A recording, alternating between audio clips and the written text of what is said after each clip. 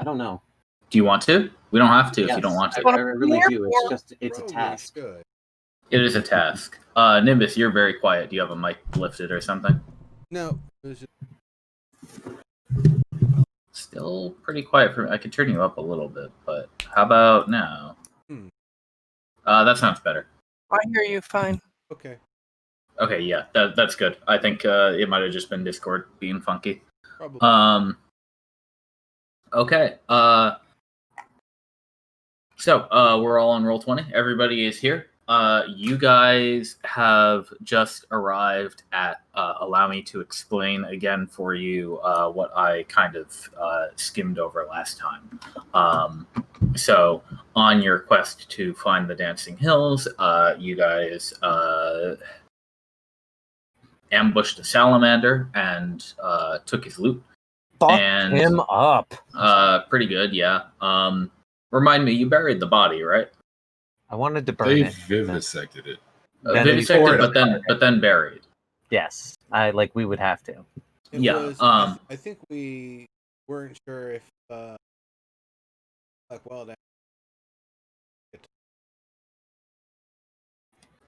That's fair. Okay. Discord, you're being a piece of shit. Hold on a second. Oh, is it? Okay. Yeah, no problem. It looked like it cut out. I heard the tail end of a couple of your words get clipped. Okay.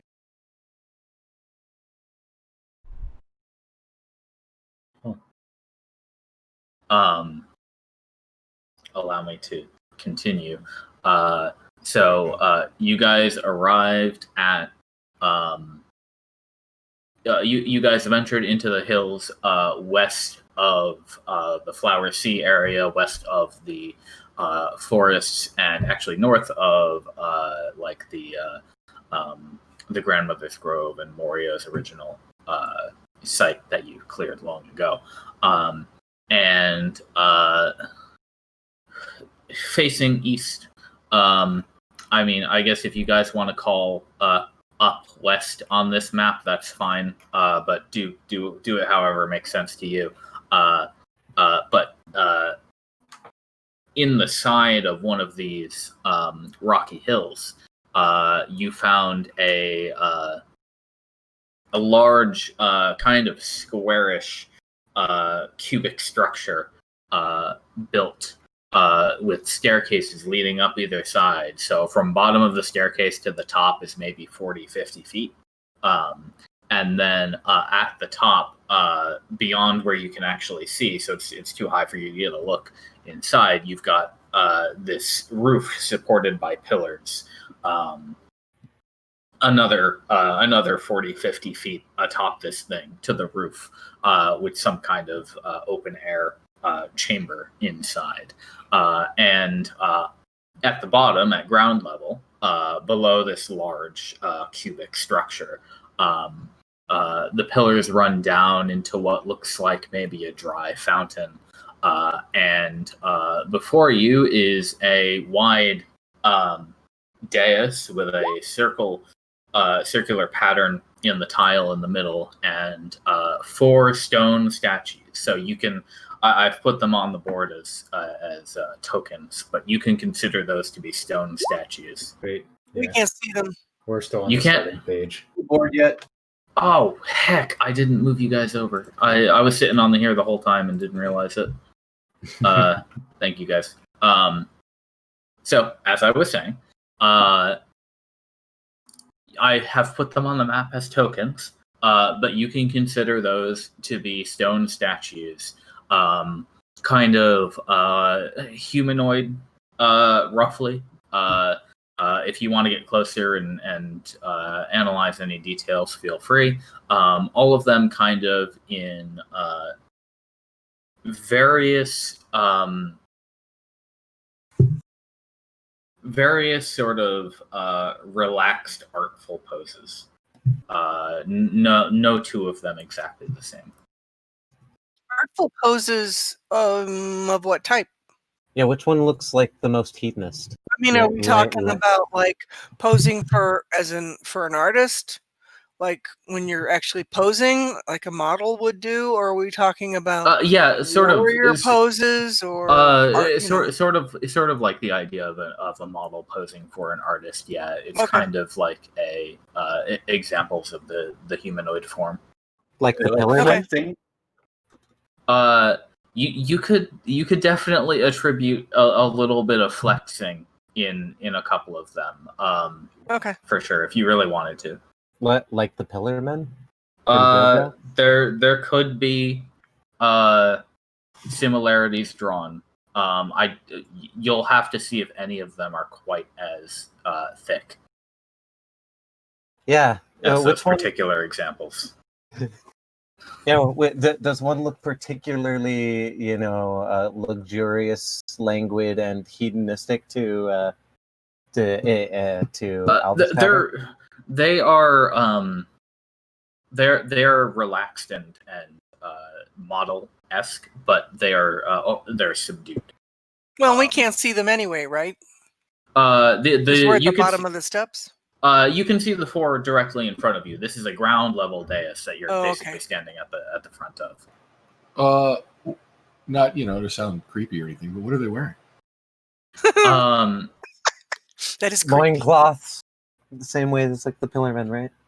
Mostly like tunic style robes. Got it. And they're all like carved stone structures.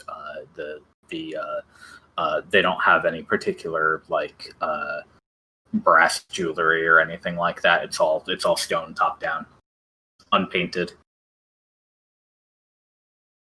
All right. If any like weird drum music or like chanting starts, be sure to back away really quickly. I think it'll just be quiet. They'll just move in silence. Would you like to cast that as an action or as a ritual? It's as a ritual. I think it even flagged. Okay, I wasn't sure if it was because you put it that way or not. Okay, does everybody else want to wait 10 minutes for the I figure as soon as we magic pull radar up and I see something going, they're probably going to discuss.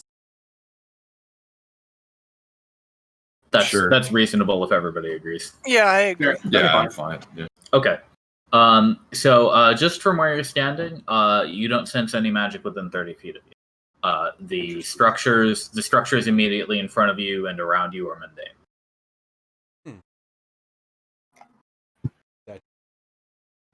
Yeah, these are. Anybody else feel like these statues are going to come to life when we figure out the trigger? I was going to ask, is there? That's my instinct. Traps, like maybe like a pressure. Well, plates? as far as you can tell, I mean, you've only got the two immediately. Actually, you don't even reach that one from where you're standing, but close enough that you could step over to it. The couple in front of you appear to just be regular stone statues. Okay. So I'm gonna say that I want to walk perfect. I'm guessing all stand up or activate here somewhere else. Yeah, I presume there's a trigger. Sounds fun. We should probably trigger it. Yeah, all right. Walk.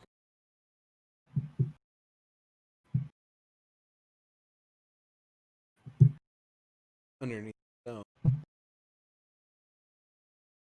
Yeah. Likewise. So you're just walking around this this structure right here. This thing. Likewise, we should check what's up on the stairs too. Okay, if you'd like to do that, we can go up there with movement. But just as you're walking around there, Nimbus, you find you kind of scan around with your magic senses and find that the stuff around here is mundane. Albus, I'll ask you to let the rest of the party move before you go too far ahead. Although you are a rogue, so your speed.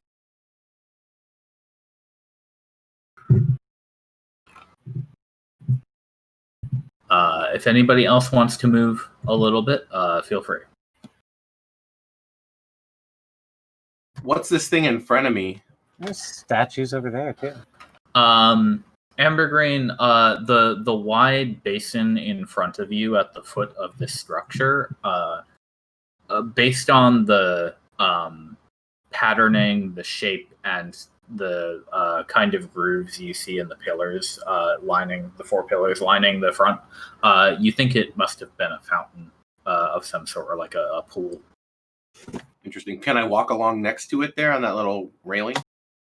That's kind of like the ground in between the stairs and the pool. But yeah, you could kind of pretty easily squeeze in there, shuffle through if you wanted to. But you find at the end of it a wall between basin, stairs, and big box structure. Gotcha. Forest. Probably. Okay. I can put Badath into the room here so he can see around there. Yeah, I was gonna say I went up the stairs, but I didn't go all the way to the top. Sure. So Badath can see. I assume you're looking through his vision. Like I said, an open room supported by these pillars, and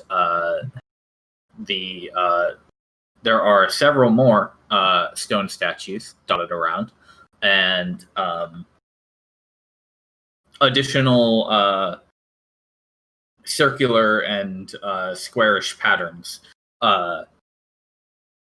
built into the floor tiles. Do the statue?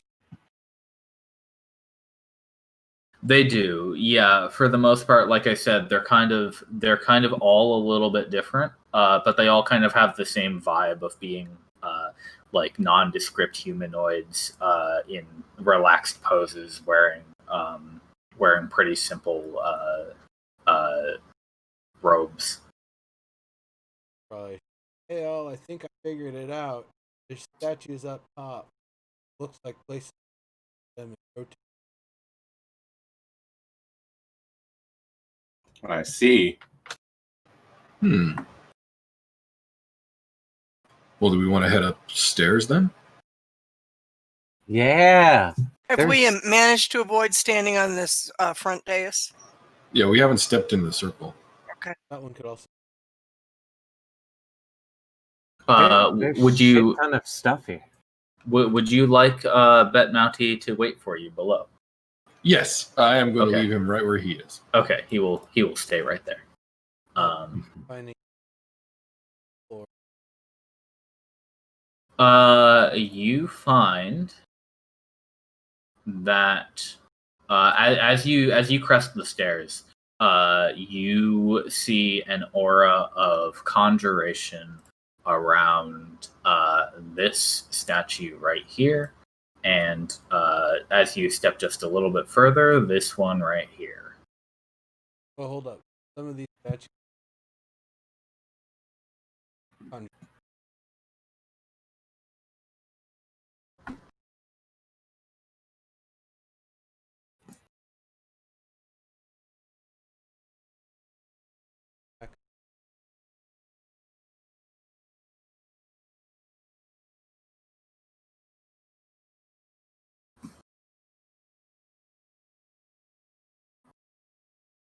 The dwarf huffs and puffs up the stairs. They're tall. Scrambling over each one. That was a perfect exercise. Come on, you really need to do some more squats, man. I have a Guild Wars 1 screenshot of some stairs that were like the height of my character, but you still walked up them in one stride. Nice. Awesome. Fucking beautiful. See, everybody should start doing this new training regimen that I was just doing. Look at Ambergreen. God. So what's is there like a pattern on that dais in the center there? Basically, it's kind of what you see on screen. It's a Not everybody can see that because of line of sight. Feel free to move forward a little bit if you want to. Then, you're not gonna. I'm not gonna cast a fireball at you for crossing the stairs. Okay, thank you.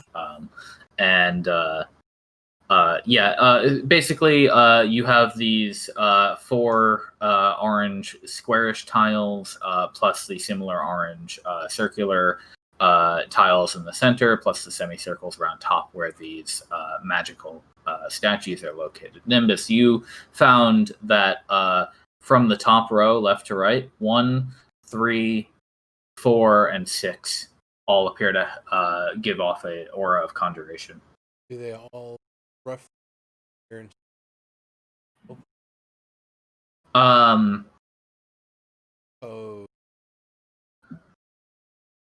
They don't appear to be in precisely similar poses. Well, why don't you roll a perception check? all right. Probably have Beth fly down, go to the so I can flip back. Sure. Spot the differences. Is there a proximity check on that magic aura? He's got 30 feet. Okay. Are these statues like freestanding? Are they integrated into the floor? Are they mounted on pedestals? All of the ones that you saw below were freestanding. The ones up here are variably kind of partially embedded into the wall. For example, these ones in the corner. The ones by these pillars are in some cases seem to be possibly attached to the pillars. And the 2 that are not magical also appear to be attached to the wall up here, while the 4 that are magical, the leftmost, center 2, and rightmost, are freestanding as well.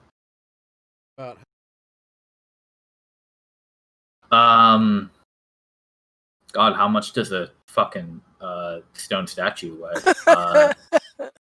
Maybe like 600 pounds? Yeah. Wait, how many pounds today? Between 6 and 1,000. Half a ton, roughly. Yeah, I think Naya's got it about right. Look like they got a steel track. Locomotion method?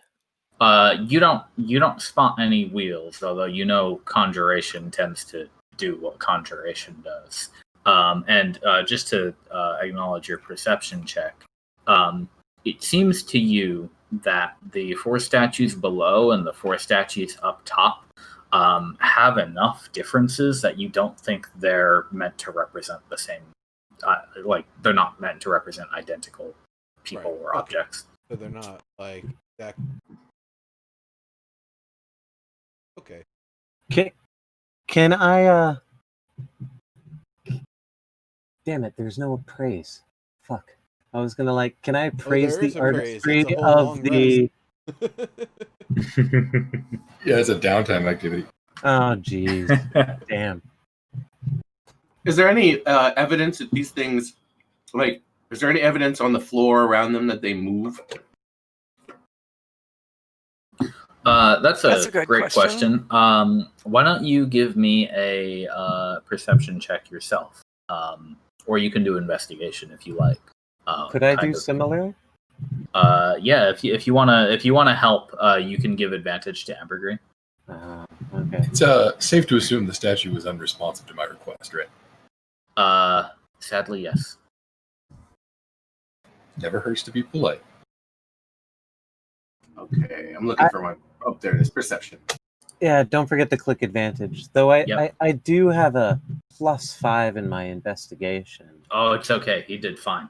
I got it. You did. No, I didn't see the roll. That advantage helped. Yeah.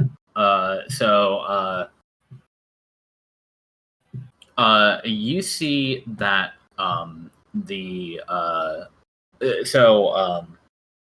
the statue that you're in front of, you kind of bend down to look around its feet for any evidence of movement, and you see that the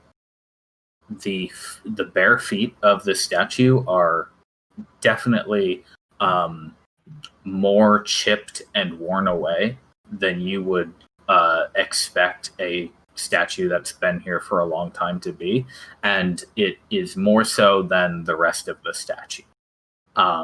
There's not really any evidence like scratch marks or anything of movement in the on the ground next to it, but the statue itself seems to have some wear and tear in that area.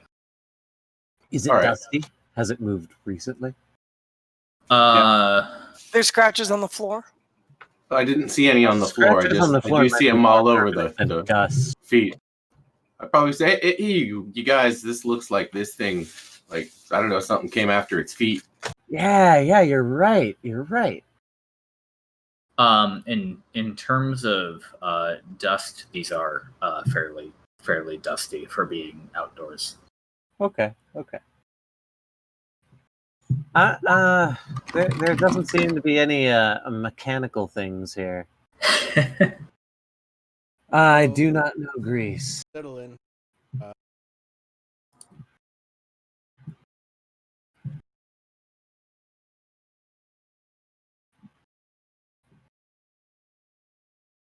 Okay. It does not activate when you touch it, so you have 11 minutes to cast Identify. Would anybody else like to do anything in the meantime? I mean, you guys are going to advise against it, which is why I'm asking first, but like, I really want to check out what the hell this is right here, just because it's its shape is weird. I mean, door. I think you ought to wait to do that until everybody is prepared for battle. Hey, I think I just said that too. Thanks. Wait, is someone Thank you casting for an your Identify input. on what? Yes, Nimbuses on the magical statues. Yeah, I mean, the only other thing we could try without pushing statues around would be to occupy the obvious tiles and see if anything happens. Oh, like these four over here? I thought they were Right. pillars. The pillars are the brown ones around the sides. Oh, okay. But yeah, I mean, if there are pressure switches. Well, I still wouldn't do If any they're of that pressure until switches, it shouldn't be me and Alice Tavern. right.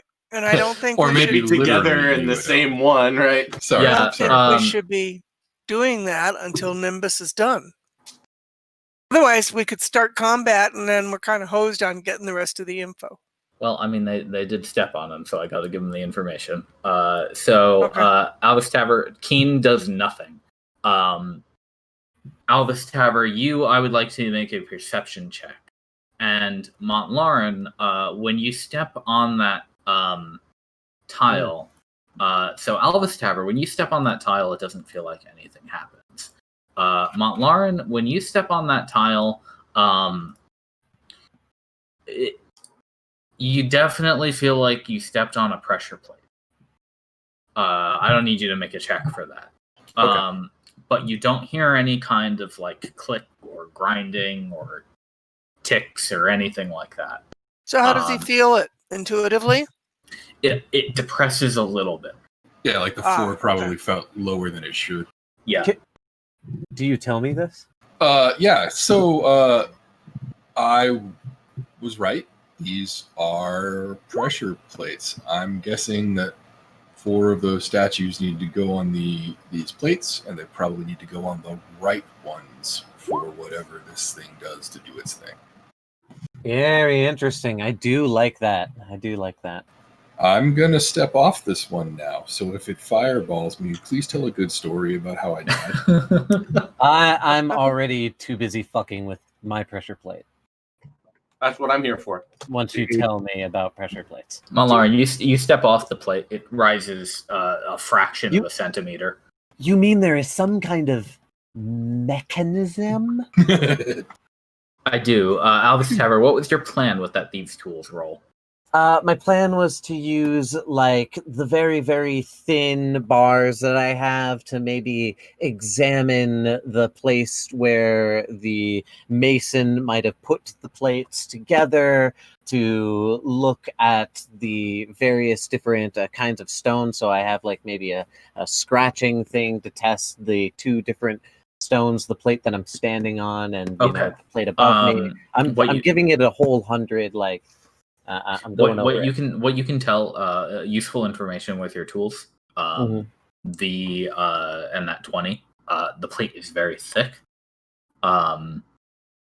You take this to mean that it's not the sort of pressure plate that's designed to attack somebody if they step on it. It's the kind of pressure plate that's designed to do something when something heavy goes on it. Yeah, maybe like lift something up or allow a weight to drop or open some kind of door. Yeah, and trigger mechanism. just Yeah, with your tools, that's a mechanism. you can't figure out too much else beyond that. But based on what you figure from Montlarin, you can guess that all four of these probably do the same thing. So Alvis Taver probably needs a thumb on the scale, so to speak. Right. But if identify only takes a minute to cast, right? 10 minutes or 11 It's a minutes if you ritual. do a ritual. Oh, right. You can do a ritual for it. Forgot about that. Me and my kit's about 250 pounds, if that helps anybody. Yeah. I'm about 72 with my kit. Oh, you're heavier than I expected, Albus Tavern. I am almost constantly encumbered. The only Yeah. reason why I am not is because my HQ home and like stuff that would go inside of it, like pelts and shit, are currently being carried by Bet and Mountie. Yeah. I'm 78 pounds all wet. Wait, you're 78? He's an anorexic. That's what it dwarf. says. Man. Is that your gear though, or is that? Oh, that's his gear. That's my gear. Yeah. You're 210. Oh, there you go. Total. Yep, I am. So you're a little less than Montlarin. There you go. You got a bit of a gut on you there. That's all right. Stocky. Yeah, dwarves are wide. That's Naya's sitting at not how the square cubed law works. she's about 200 and something pounds all by herself. Yeah. You're like 6 foot tall, though. Yeah. 6 foot tall, 225. Not even a tail to add up to it. Oh, and 98 pounds of worth of encumbered. Yeah, that's healthy. Honestly, I would imagine. I forgot what I was gonna say. Damn it. Were any of the other statues down here surrounding this what looks like door This? glowing with magic? Yeah. Yeah, that's what I wanted to look at, but Naya told me not to. No, these statues were not glowing with magic. It was only the ones on the top wall. Couldn't remember what it was. Ah. How many? Oh, wait. There are 6 on the top wall. God damn it. Only 4 of them are magic, though. The outer left, outer right, and the center 2. Oh, shit. Well, then we should go look at the statues down there and try to maybe see if any of them, like, derive. And Nimbus already did that. No. What Nimbus did, and I remember, is try to say if either of them were exact in their poses. Oh, I see. I am trying to say is if any of them either seem like a response to the pose, or if any of them cast the idea of the magic that is associated with each of the statues up there, if they're a different kind of magic. Were they all conjuration? I think they were all conjuration. All right, then I want to see if they look like responses to... Yeah, or if they're like partners to the poses below. I get what you're saying. Exactly, which is why I'm going to keep Keen up here and go down there and try to see if this has any kind of merit. Actually, can we just see over the wall that's here? You can. There is, in fact, no wall. It is a it's just a flat platform. Yeah. Oh, I didn't know if we could or not. Yeah. Actually, let me remove the lighting there for you because you're up here now. I did not stand in the middle of that. Trying to move my character. Yeah, that's fine. All right, so I would like to see if any of these seem like responses to the poses. Okay. And I think they do seem like 1 or 2 tiles out from where these guys are. You can make put them side to side. an insight check, and anybody who wants to do the same insight check with Albus Tabor can give it a try. Yeah. Sure. Well, I think Nimbus is still casting the spell. That was a good. No, on arms. All right. Insight. Oh, that's something I'm good at. Nice. Figure it out. Well done, Irenaeus. So, Irenaeus and Albus Tabor, pondering on it, you find it inconclusive. There's definitely one down below that kind of has a hand outstretched, and definitely one up above that has a hand outstretched but facing the opposite way, palm up versus palm down. And that is kind of like your first reflex is to say, like, okay, well, those are related. But then there's one that kind of has its arms or its hands folded in front of its chest, and you don't really see anything up top that could match with that one. Another has its hand on its shoulder and its arm down, and while one up above has its hand near its shoulder, there's nothing really to match up other than that kind of proximity. So there's an argument to be made, perhaps, that there are intended similarities between these, but these also might just be audiences' interpretations. Are they all the same person? They're kind of a vague, pretty humanoid of nondescript gender all around. It doesn't seem human like they were or dwarf or elvish? humanoid. So, kind of your standard 5.5 foot tall, sort of thing. Bipedal and with two arms. But all the defining features are vague enough that it's kind of just like they're pretty, but that's about as far as you can go in terms of calling them all the same or all different people. And there's no like defined movement or anything between the statues. I couldn't per se like line all the statues up in my head and then organize them into a way that looks like a dance or repeating pattern or something like Some that. logical progression. Yeah, exactly. That is. What are the mudras? What are the things they're doing with their hands? You said one is palm up, one is palm down. That's some of the things that I'm talking about right here. Like, is there a dance? Is there something they're doing with their hands that looks like a continuous motion? There's other ones. The question I would ask is there any kind of a map or match or synchronicity or something between one-handed mudras and two-handed mudras? Like, do we have 4 of them using a one-handed something or other and 4 of them doing a two-handed something or other? So, allow me to cut off this this thought process just quickly while your characters are pondering this, and say that 11 minutes have passed, and tell Nimbus that you've completed your identify spell, and what you get is basically that these statues will come to life and move around to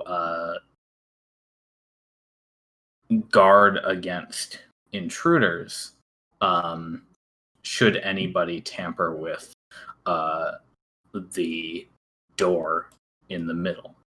See, I thought there was going to be a door in the middle. That's the understanding of the spell on these objects that you gain. They will, if their trigger is somebody interacting with this object right here, and when that happens, all 4 of them will. Well, the one you're looking at, but you can draw your conclusions about that. It's probably the same spell on all 4 of them. will come to life, and they will basically target the nearest intruder and try to remove them. Okay. So we shouldn't like fuck with it the way that I wanted to. Good thinking, Naya. Yeah, we try to Uh, pry it open. If Yeah, matter that's of putting exactly. the right amount of weight,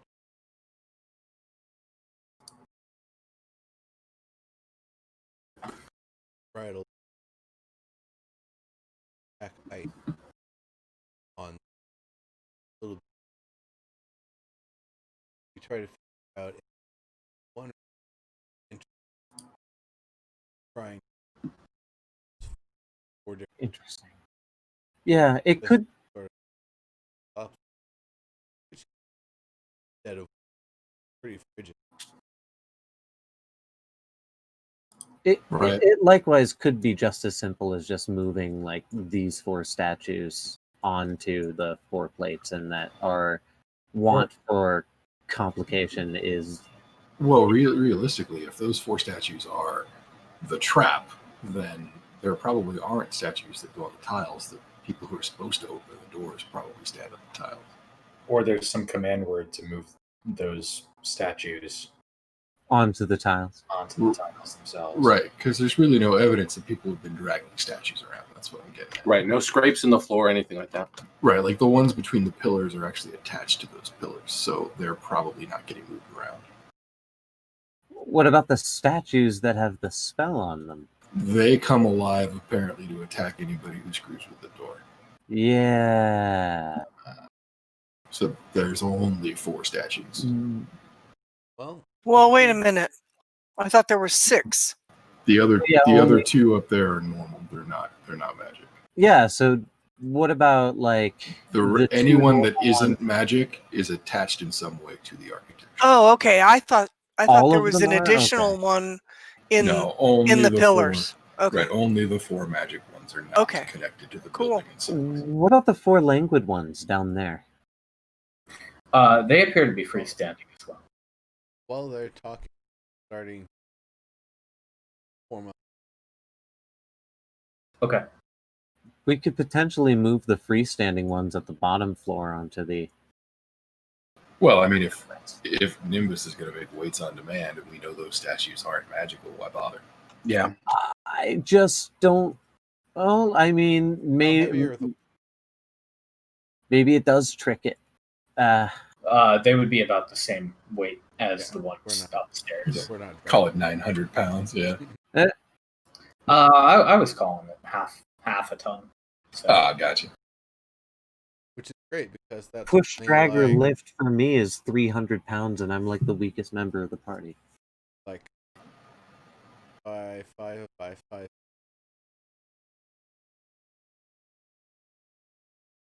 I bet 3 of us could do that.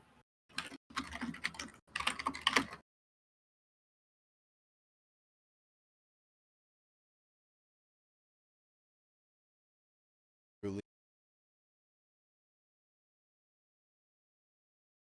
So those Right. Can you place them all at the same moment and release them all at the same moment? Oh no, I was Okay. like the closest to that I can. Then 20 Okay. turn that. So what I am finding, just on the internet, is that 9 cubic feet of ice is about 500 pounds. That's a lot. It is. That's a big ass chunk of ice. That's almost a almost just a like Well, that. 9 cubic feet is 3 by 3 by 3. Yeah, like Oh, that's you're right. Oh, It's a no, square yard. You're right. It is 3 by 3 by 3. Yeah, so it'll fit in a 5x5. Nope, you're right. I misremembered my geometries. And, No problem. 5 I'll by come to 5 you by for 5, algebra. actually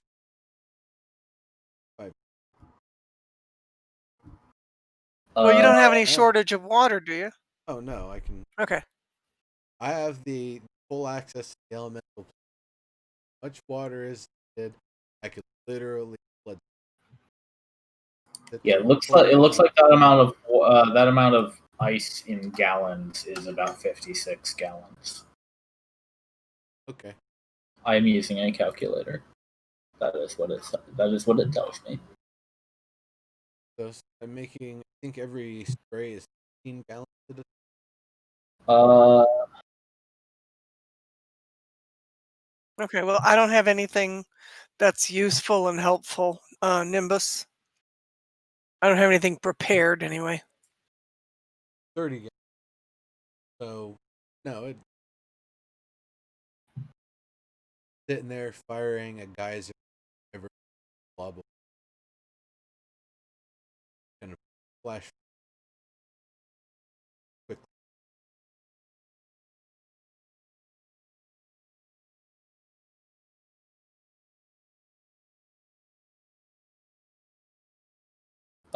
yeah, okay. Got it. So it takes a couple minutes to organize the water.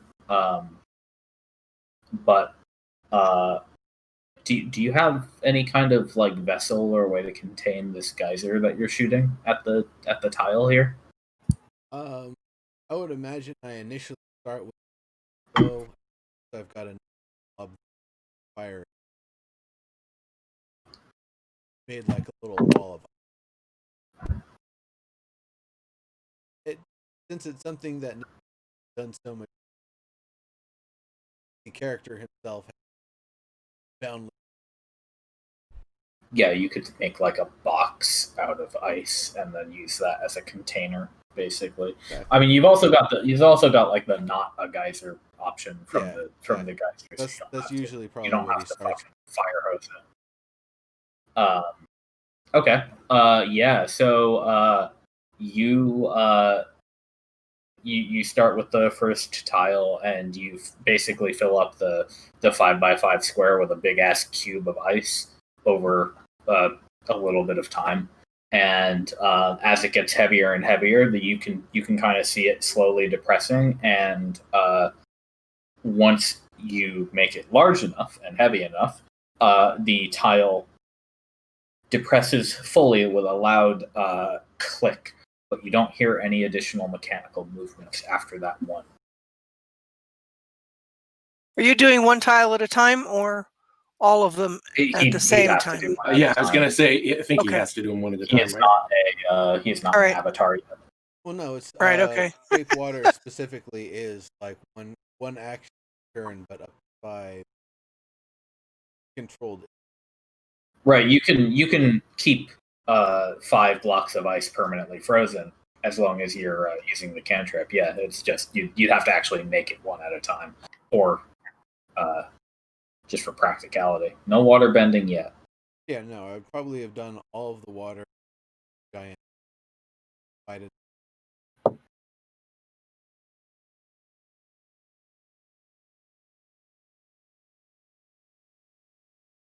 So everybody else is chilling out while this is happening. Yeah, pretty Ah. much. Ha ha ha. Yeah, I am watching. He said chilling Yeah, I'm out. pretty much I got it. watching. Uh, Yeah, I'm standing not in the orange circle, but right at the edge, just waiting to see if the door opens. All right. So after some ample time, Nimbus is able to complete this maneuver, and each tile clicks into place. And as the last one finally is depressed, there is a great grinding and clanking beneath your feet, and you watch as the portal before you slowly opens wide, and you have this 10 by 10 foot square of darkness below that, well, a couple of you with dark vision can kind of see into, and but it appears to be a pit. Okay. you have And to- some of us are watching those statues on the wall.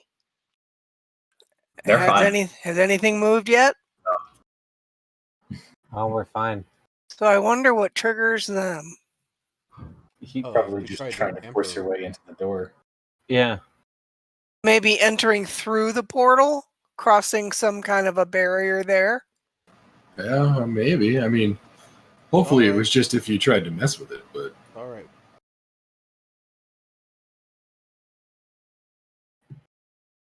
Yeah, That's I think yeah. that's smart. Either Sure, Badath or we can Keen. do that. Just for the sake of convenience, I'm going to go ahead and I'm just going to copy paste all you guys, and I'll do Badath first, and then we can I'll move everybody over to the other Cool, man. one. Sure. Yeah. We have enough rope between all of us to. Is it a portal or is it a hole? It is a hole, but I described it as a portal, meaning door. Badath has dark vision, correct? Because I can give him temporary big vision Could for a also second. have yeah. Oh yeah, he could. Okay, did you want to turn his lantern on before he went down? I think that would. Okay, sure. How much is the lantern again? Is it 40 with 20 dim? Yeah.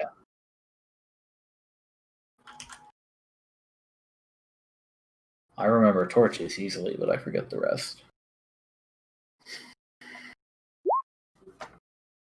30, 30. Okay, so 60, 30. Very cool. Dark. Okay, I'm just gonna give him the lantern, and then I'll let you know if he sees anything particularly important. But basically, and let me copy the rest of you over here.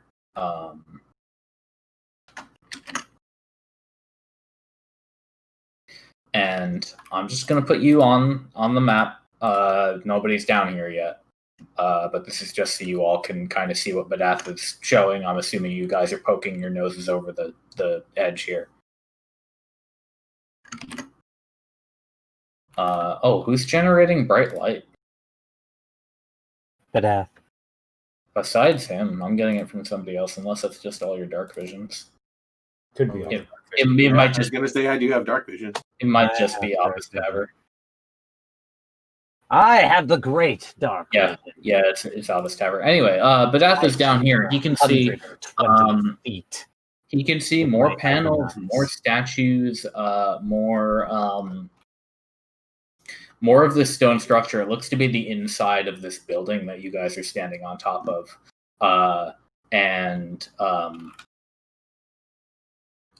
What is notable is that the statues, Nimbus, I assume you're looking through Badath's eyes at this point? Yeah.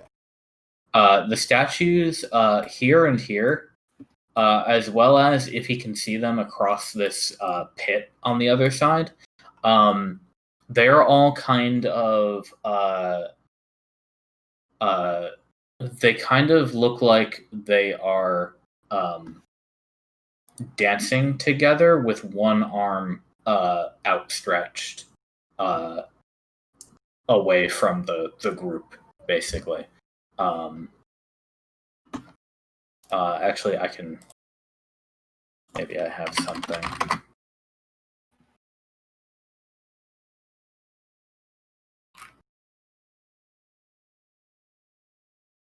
I don't have something. Okay. Yeah, but that's what you see. You got the rest of you guys are all still up top. Okay. You said there's a Thank pit you. there? There is what appears to be a long, narrow pit on one side of the room. Does it look like a water channel or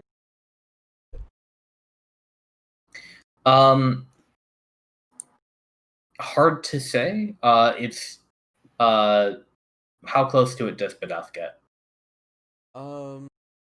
probably stays like what's the ceiling?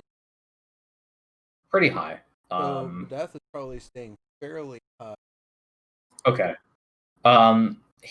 You can see through his eyes that the pit appears to be only about 20 feet deep, but the walls are smooth stone, and maybe it contained water at one point, but it doesn't now. Looks to be empty.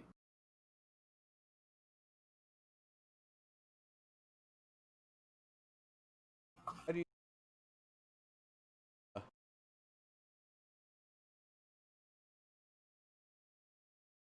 That's a great question. Well, we've got rope. There's a bunch of pillars to the south of the. Are they pillars or are they There are pillars to your south, yeah. to the south of the thing?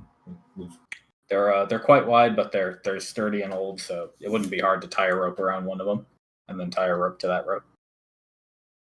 easy enough. I suppose none of us have a ladder. No. I don't think so. Ladder. I'm already carrying a barrel.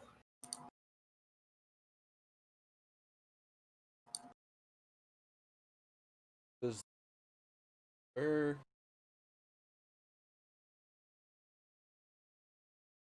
Which Okay. square? It's like a cream colored. That one. Where's that a pillar? Have go ahead and make a perception roll. It's not a pillar. It does appear to be a tile.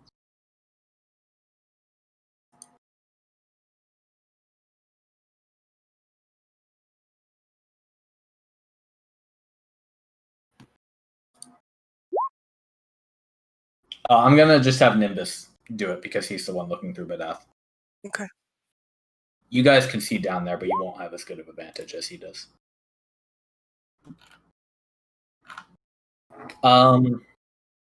It could be a pressure plate. Unsure. You'd have to get close to check.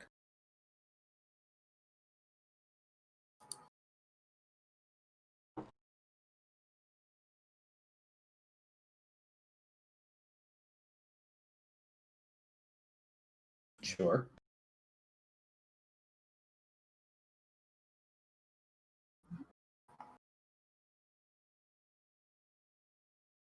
So if I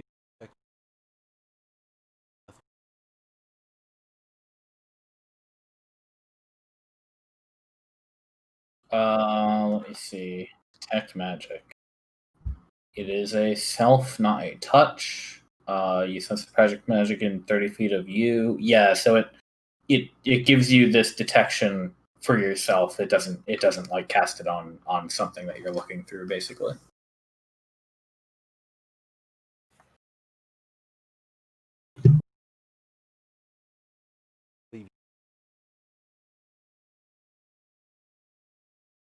I somehow all these years I've never noticed that you have to use your action to see the aura. Huh.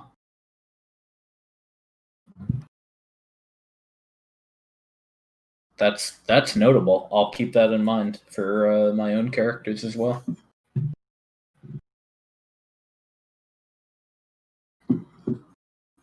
see, so get a sense. Yeah, you can by default you can tell there's magic there. Then you have to stop and use your action to detect actually what it is. Yeah, that's different than I was assuming how it worked. I guess I just skimmed over it 1,000 times and never actually read the fucking spell. Yeah, I was Right. going to say, 30 some odd years. That has never been how I thought that worked. It I might not have agree. worked like that. Yeah, Maybe, yeah. Even then, I still didn't notice for the last 6 years? yeah. All right. Well, it is what it is. Takes you to action. Hey, there's something. Okay. Yep. Yeah, it does mean like you avoid the situation of walking into a room and instantly seeing what everything is. The square. Indeed, yes. Okay. The orange square is where the hash you just opened is. I feel like that probably should have risen up or something. Dive down real hard.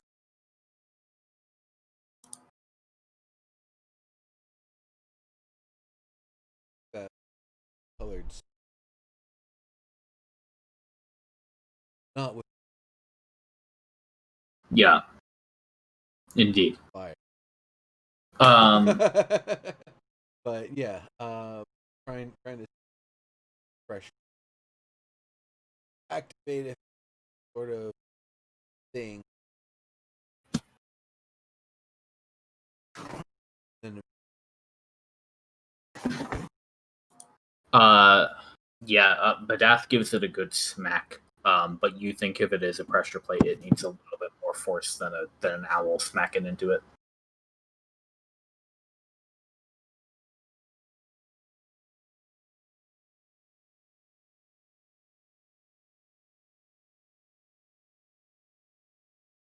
that thing outside, it looked like a water, right?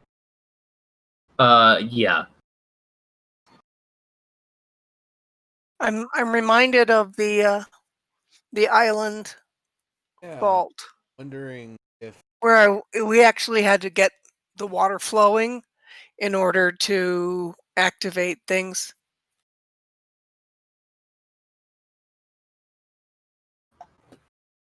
we can fill. Yeah, you didn't have that ability back when we found the island. Otherwise, Oh, I would true. have just blasted doors.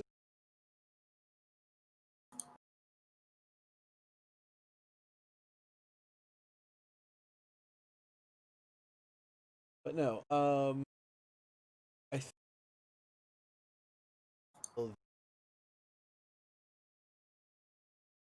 first take a kind of give it a low. Yeah, so just pretending we're on that other map for a second. Actually, I could just move us over. Everybody is still there. What you see is it looks like the pillars themselves have fountain grooves on them that may have been used to channel water from some source above. And if the death flies up to the top, there are indeed some kind of like aqueducts, kind of that seem to be built into the ceiling, so they kind of go deeper into the structure below the rock. And at one point, you assume may have been full of water from some source, but are currently dry.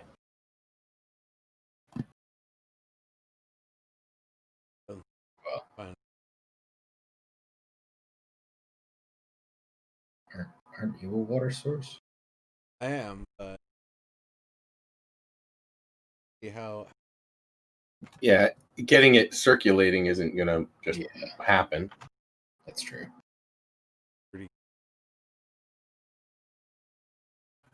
here for a bit. Yeah, like you'd be able to fill that basin eventually.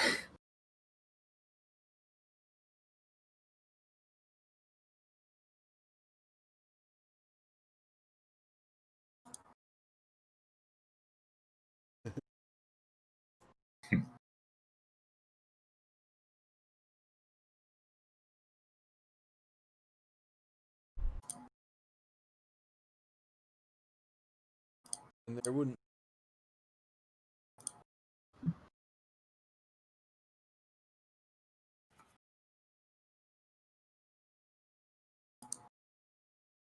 Well, maybe, but you don't really know where those aqueducts lead. Maybe it was some sort of spring higher up, or maybe it was some part of the structure internally managed by people. Who knows? All right. Yeah, I'm reminded that this was actually to guard against anybody being able to obtain a key. Yeah. Water. Ability. Probably get.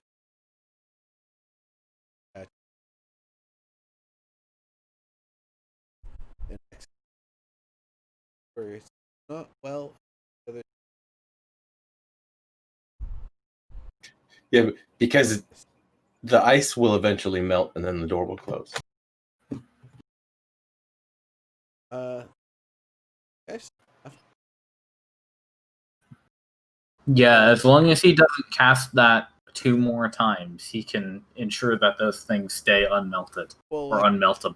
how warm does it get on like a frigid? Yeah, it's not necessarily far above freezing right now, especially in the shade Okay. under this thing. So yeah, I mean, just- you're right about that part. But I just sort of assumed, like, if we spent longer than a day or so in there, that eventually they'd melt. if you spent longer than a day in there, they might lose just enough to maybe lighten up on those pressure plates. So But I mean, if that's worry, I just double. yeah.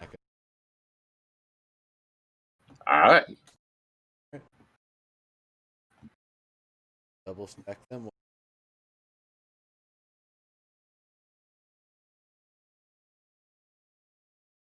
Rope down. I put my dope down. Yeah, how much rope do we have? I mean, if we have enough, we should just like wrap it around one of the pillars and drop it down, right? I have 2 lengths of rope. Yeah, we've got at least like 200 feet of rope. We could even bring Bet Mountie. That seems unwieldy. You just tie him around At least. 2 ends, and then you Uh, tie yeah, a slip Aya, knot you've got 2 sets of rope. in You the can middle. you can toss those in and get a little less encumbered if you want. Did we get some idea from Badath how far down it is? Yeah. So if you do a single wrap around one of these pillars here, that's about 40 feet, and then so like 50 feet of rope would come to about there. And then another 50 feet would probably get you pretty close to the floor of that room down below. Right. I was talking about depth. Yeah. How much depth is it? 100 feet, 50 feet, 20 feet? Oh, less than 40. Okay. Oh, Yeah, how many stairs did we climb? I assume it's either at ground level or a little below. But Yeah, it seems to match up with the height of the building you're standing on top of, which is about 40 feet. So 2 ropes should do it. And if it doesn't, you could always haul it back up and toss on another one. Okay. Well, I've got 2, so I'm sure we have enough. Indeed. So I will. I'll draw a rope here for you. There you go. And you can consume your 2 ropes, and Okay. then we can say the party climbs down. Yeah. I have Okay. 10 foot of string. No, Oh, well. I'm slightly less encumbered. I have silk rope. I wouldn't want to use it for this. does the door start to close behind us? Maybe No. not. With pressure plates still being held down by all Does the not ice. start to close as you descend. Okay. Huh. hey,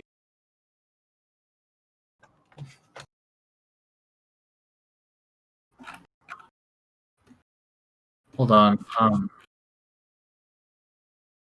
Naya, is your sheet messed up? I don't think so. I just removed my 2 hempen rope. Oh, you were less encumbered than you should have been.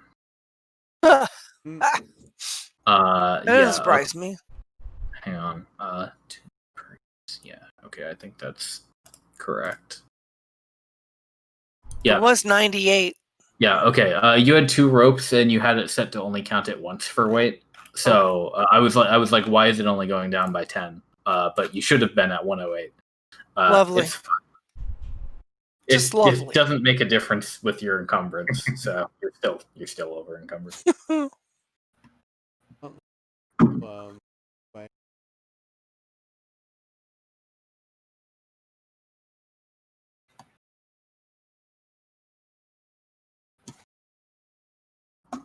I can give it a sniff. What do the undead smell like? Rotten meat. Ookie. Celestial Fiend or Undead, plus Hallow or Desecration. Yeah, you sense none of that stuff. What does the celestial fiend smell like? Cotton Celestial candy or Fiend. and sulfur. Cotton candy and candy. sulfur. Disgusting. No, there's no such thing as a Celestial Fiend. Yeah, you wouldn't get both of those at once. Unless... Tiefling half-assed. Yeah, Yeah, unless you're I 12. don't think the DMs let that one. Well, I mean, at that point, it's if it's both a human Aasimar and a tiefling Aasimar, then or a human Aasimar and a human tiefling, then if they fuck, you just get a human. What? They just cancel each other out. Punnett Squares doesn't work that way all the time. You could get a recessive gene. No, but actually, canonically in 5e, you can't half breed those. I did not know that. Yeah, Well, supposedly it's a thing they're fixing, but really, what would happen is wait, are they coming out with another? Are they coming out with a 5e version of erotic fantasy? no. But as part of their sensitivity fixes, they're going to allow half races of the other races they didn't used to allow. So Half like centaur, baby. half what? Dwarf. Half centaur, only it's the back half. You know, Are a you- half centaur I imagine is going to be more Quarterlings. kangaroo-like. And it's a satyr. A half centaur is a satyr. That's true. I guess so. Nice, I like that. That's cute. Isn't a satyr just the halfling version of a centaur, though? With a goat. Oh shit. I was gonna say with a goat and a flagon of mead. So what do you get when like a centaur that is What's the part giant horse, part human gets with, a mule centaur, and then a mule centaur gets with Mule a centaurs. satyr? No, mule centaurs are only girls and are Sterile. Oh shit! Good point. Have to be a donkey centaur. Yeah. You're getting real into the interspecies reviewers. Oh Sure. yeah. I think it's. Uh-huh. I think it's gone Piers Anthony now. You've gone the other end. It's fucking That's what I said, wacky, the but I back mean, it's end. our fantasy. I Anyway, think,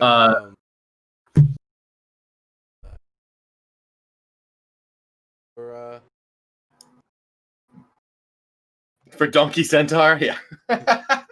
it's Kalimba. it's already canon for me that any species can be a tiefling or an ASMR. So, in case you guys were curious,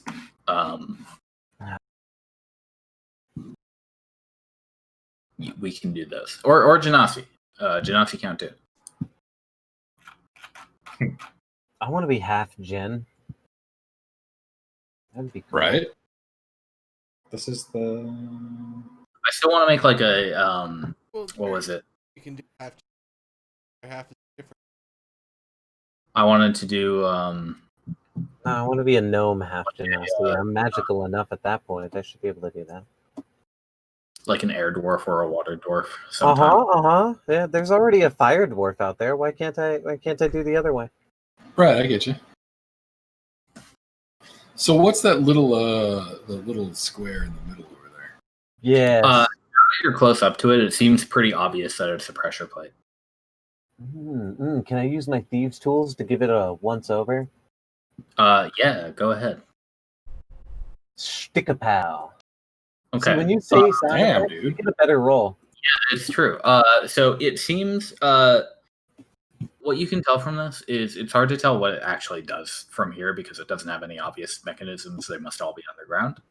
But you can tell that this one is designed to support a much lighter weight than the ones upstairs. Apparently, Badath wasn't quite enough to handle it, but you think probably somebody of your stature, Albus Tavert, could easily push this thing down just by standing on it. Yo, Mount Laren, give me a good push. You ready for I mean, combat? Yeah, everybody get ready, and then I will do so. I fall into the pressure plate. Oh, Okay. it was a total accident. So the pressure plate depresses, and you hear another clink, but nothing happens. Not at all. But the clink you heard was from the ceiling. Oh shit. Great. The door is still open. The hatch. Hatch is still open. Good. Is Badath up near the ceiling, or is he back down on?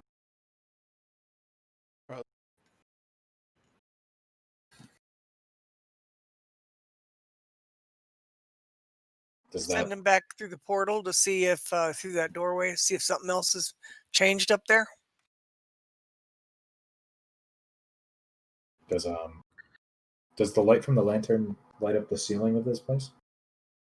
Yeah, it could if Badath flies up high enough. The ceiling seems uninteresting, and what Badath sees just flying up above the hatch is that everything is as it was when you left it. Okay.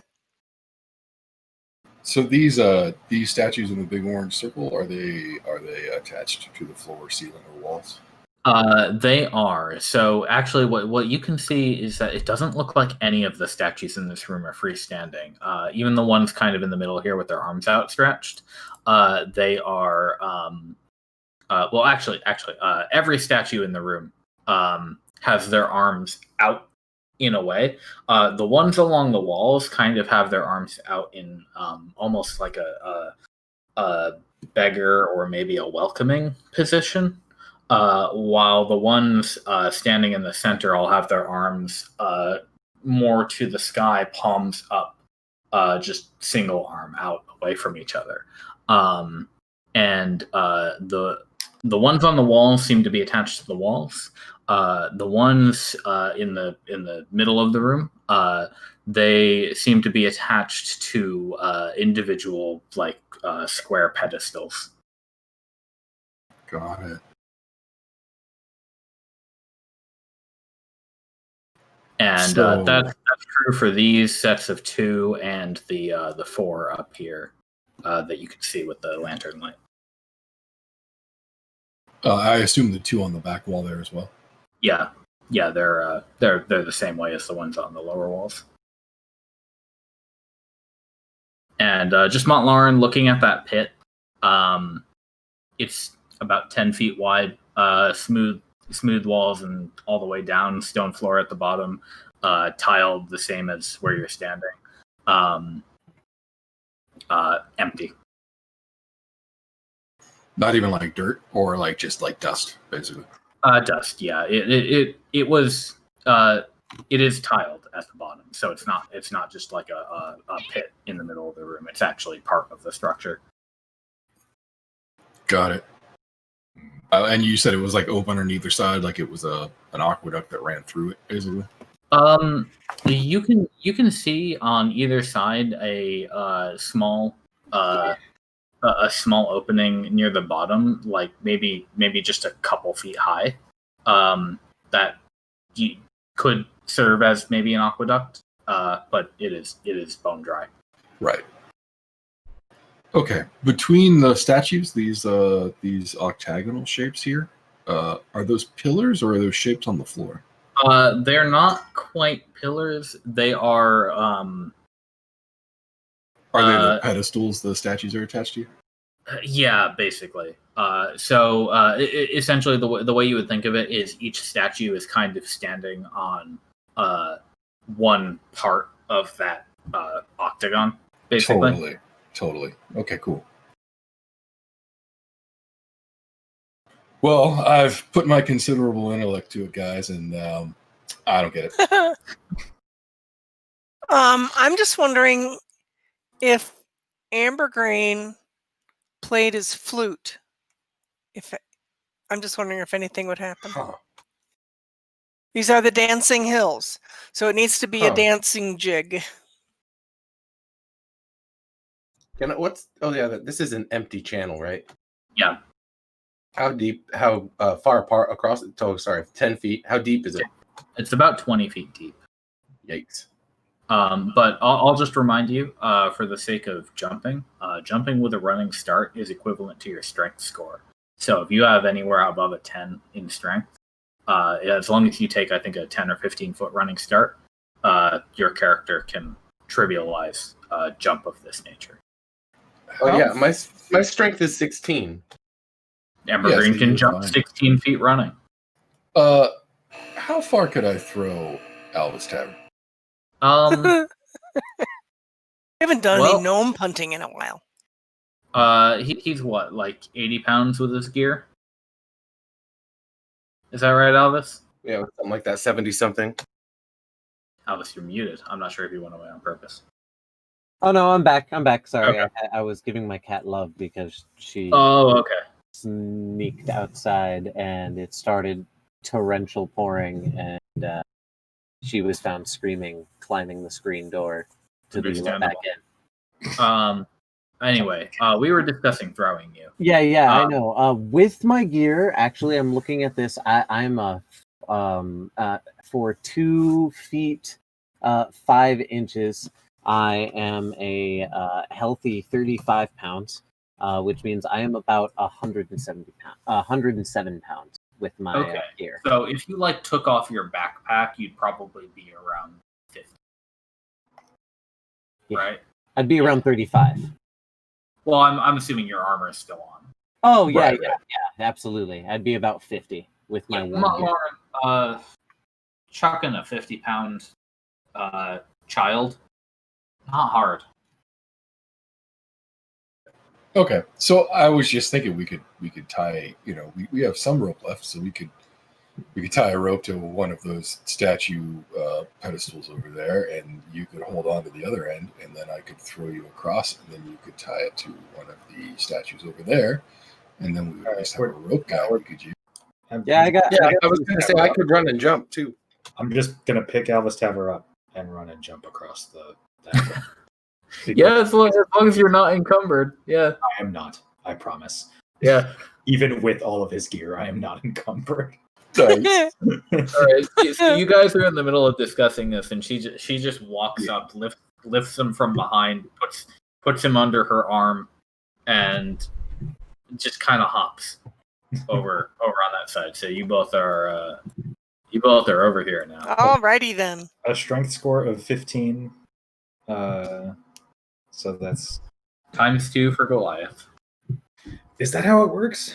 You do your encumbrance math, and then you multiply No, whatever your scores just are the times. long jump stuff. Oh, long jump, it's normal for Goliath. Okay. So, yeah, That's you what I make. thought. All right, so yeah, no problem. Made it over. We can just toss gear over if that's what we need, or I can just jump back over and we can play the the chicken fox. right. Robo. No, yeah, I mean you guys can throw a rope over that gap. Did anything change when Alvis Taver got pulled off the pressure plate?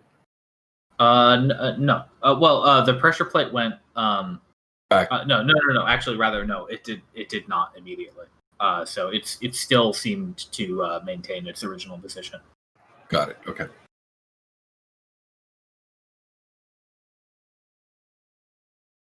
So yeah, you guys are there now. Alvis Taver is apparently indisposed. Yeah. Well, now we have eyes and hands on both sides of the river. Yeah. I don't exactly know what to do. So, any ideas? I mean, I can't really quite see what's over here clearly. I can strike up a torch though.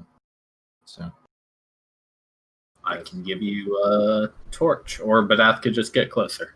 either way.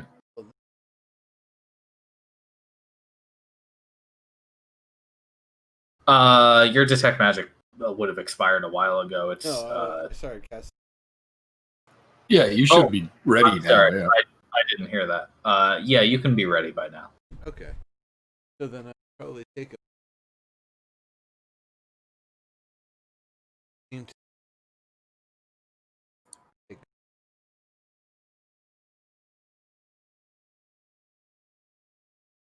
Yeah, as you go around, you find that nothing in this room is magical.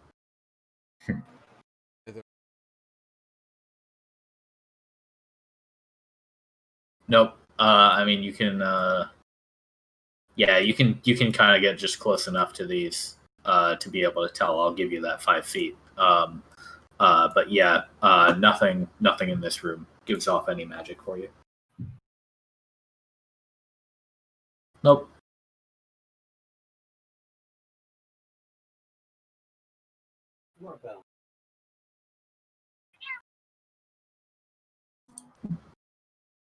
Got it.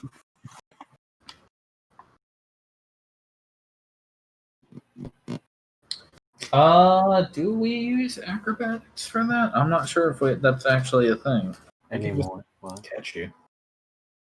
That's not a big deal.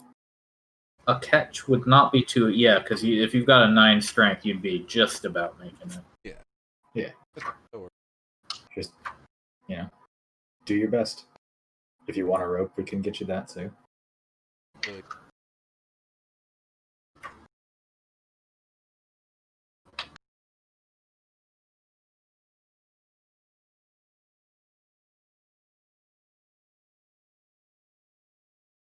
It's probably something like move the statues off of the pillar, the octagonal I was gonna say, yeah. Yeah, I was literally just thinking that. pile. What are those guys? I'm sorry. Which ones are you discussing? I didn't hear what you said. Yeah, we were talking about, maybe it's as simple as like removing some of these statues off this pillar up here on the what is that, the west end of the map. Got it. Well, they appear to be attached to that octagon, like I said. Like each one standing and facing away from their particular. Oh, I quadrant. see. They're pedestals. Yeah.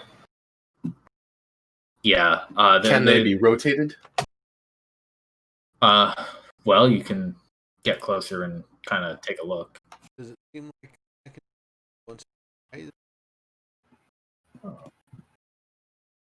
So how are you looking at this pedestal, Amber Green?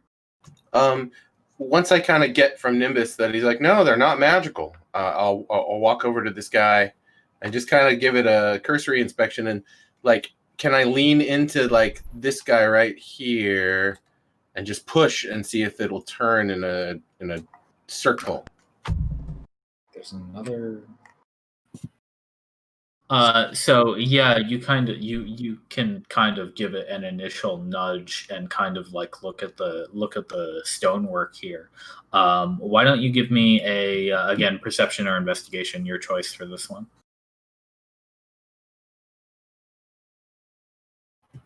And Irenaeus, are you doing similar for that one up there? Yeah, she's gonna move up to this. Okay. Actually, she'll stay in the brighter light and just kind of examine the this group of 4 statues. Okay. So you can. Oh, nice. So Amber Green, it looks to you like there aren't any moving parts to the statue that you're looking at. But Irenaeus, it looks to you like there are moving parts to the statue that you're looking at. Oh, they're like articulated? Not the statues themselves, but the pedestal that they're standing on. You can see a very well hidden. Like you were clearly not meant to see this as an intruder such as yourself. A seam between each of the 4 quadrants. And you can see that, as well as that, a little bit more obvious to you is that the pedestal appears to be capable of sinking somewhat into the floor a little bit. There's a little bit of space, leeway in between the floor and the pedestal that it could be moved through. Is it already depressed because the statues are on it? No, you think it could go further. Oh. Huh. Yeah, so without trying it any further, you might be able to get a better look at the mechanism if you if you went at it with some tools or just tried fucking around with it. But you can tell like something about this is supposed to move, and it appears to be split up into the respective quadrants of the 4 statues. Oh, Interesting. there is a mechanism. Yeah, there's a mechanism. Holy shit! You get one side, I get the other. And Let's tag team this. roll them You get down. the ankles, I'll get the wrists. Nice tools roll. Alvastab, are you going at it with the tools? Yeah, I'm just being average Joe today, though. It seems. Yeah, I already wasted all my good rolls. yeah, it's okay. You did great upstairs. So, Irenaeus, you are able to kind of kind of describe for me what you're actually doing with your tools, I suppose. So in just kind of the small space and gap that she can peer through. Yeah. Fishing around with either there's a small blade in the thieves' tools, right? I think so. Yeah, there's like a mirror and pliers and Yeah, they're either using the mirror or using like one of the thin shims of metal that's a part of the toolkit there.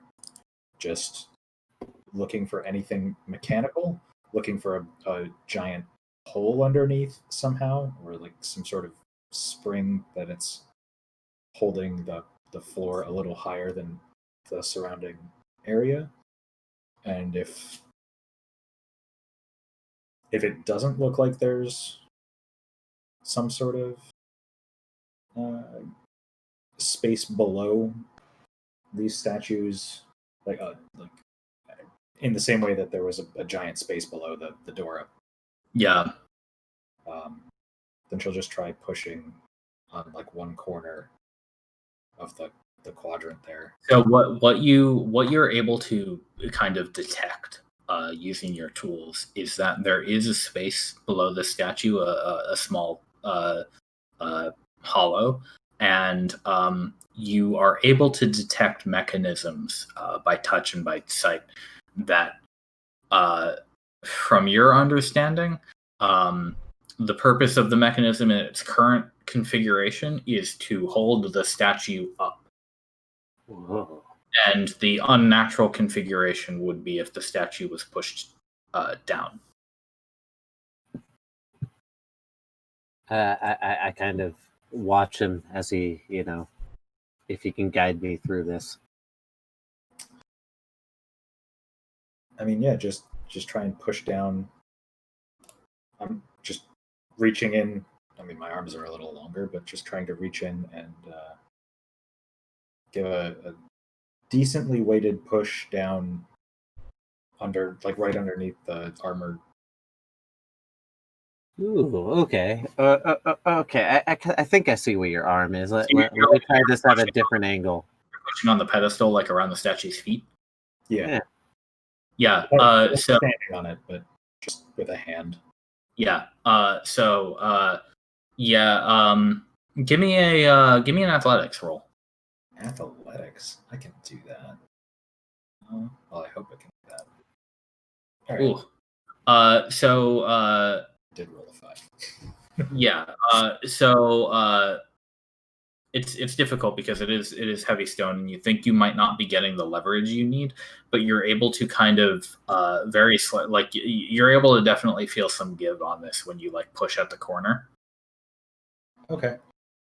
I guess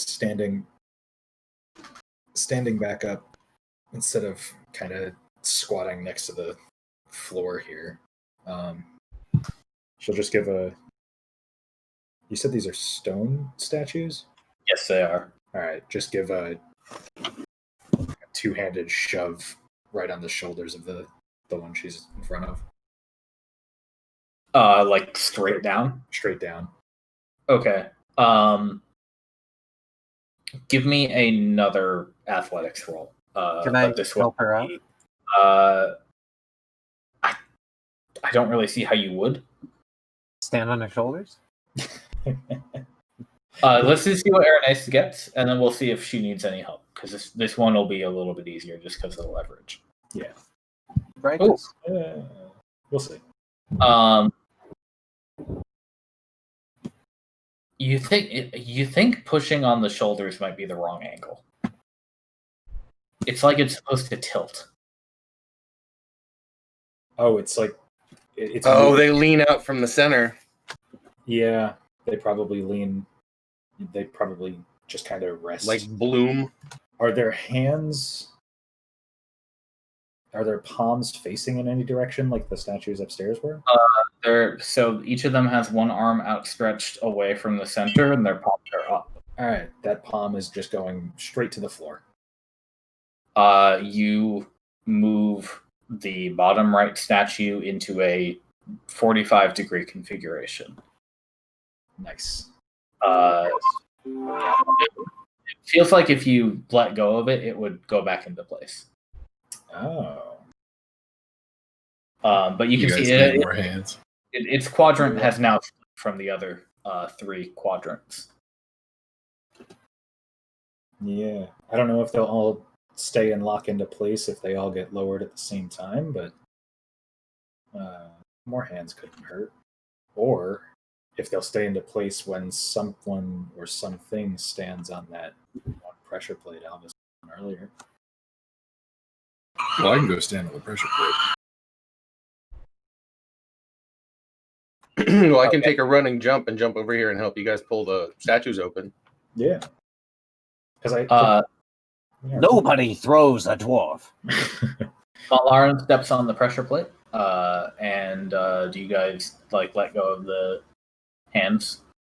Like as if you were trying to balance something on its. Yeah. Okay. While he's standing on the pressure plate, it doesn't seem like that has any effect on what you're doing. They will try to stand back up. Want me to step off it? Step off! Guess it doesn't help. Step back! I mean, might as well see if that changes anything, right? But is there anything in the hole beneath us? You're able to see some of the mechanism, but it doesn't look like a portal or door or anything to you, and there aren't any objects in there. Just kind of like the gears and stuff that you can see. So now you've got 3 of you, each pulling on the hand of one of these statues. Nimbus, you want to jump over there? I'm super encumbered and slow, so I'm not even going to try that jump. Compass.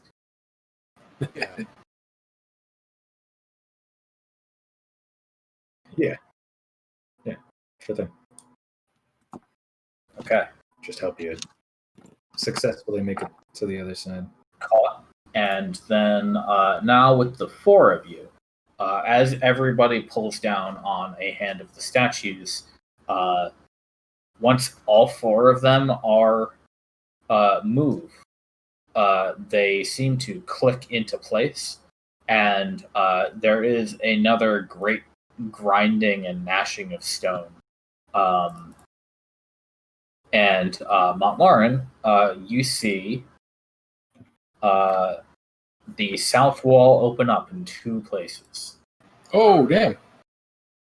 Nice. And the terrace comes forth. Yeah.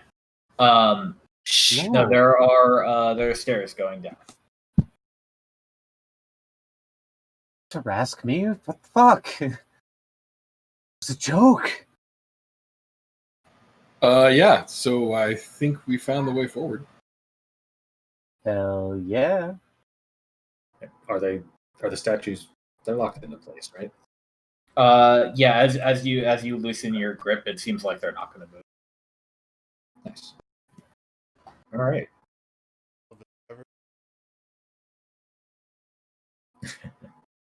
And it's only 10 pounds of force. I was too busy doing other things with it.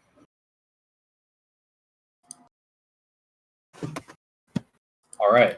So you guys can get back to the other side trivially. And what would you like to do? Both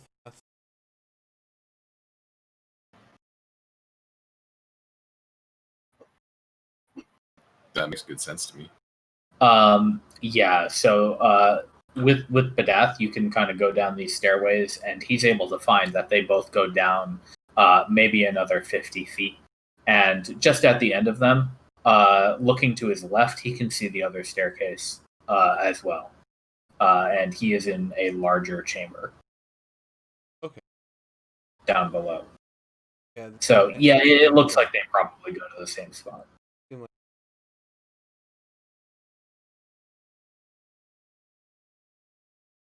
Well, I'm just gonna head down. Yeah. Yeah, okay. Arrange yourselves on the stairs however you guys would like, and I'll copy paste you. Montlarin. At this point, I think we'll Okay, sure. Just being a degenerate and ordering pizza so that my sister has something to eat. That Excellent. actually sounds weirdly responsible for a degenerate, for what it's worth. Yeah, I was gonna. Really? It's fucking I'm pizza. sure she appreciates it. I know, but it's pizza. And last night I got home at like 10 because of fucking work. Oh. And I ordered pizza. And I don't normally do this. And so pizza 2 nights in a row just makes me feel like a degenerate. So get chicken. I ordered a Caesar salad with chicken in it just so that I'd make sure that she had vegetables. Hey, you Good guys brother. are in a much larger room somewhere underground, down these stairs. Soda? How much? From the one upstairs, it's probably close to running out at this point after 10 minutes. Let me get out of your way.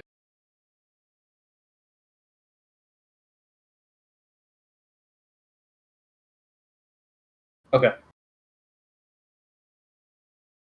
Yeah, so what Badath reveals with his lantern is a long room, again about the same like vertical dimensions as the previous room you were in, but this room is a long hall lined with even more of these graceful stone statues.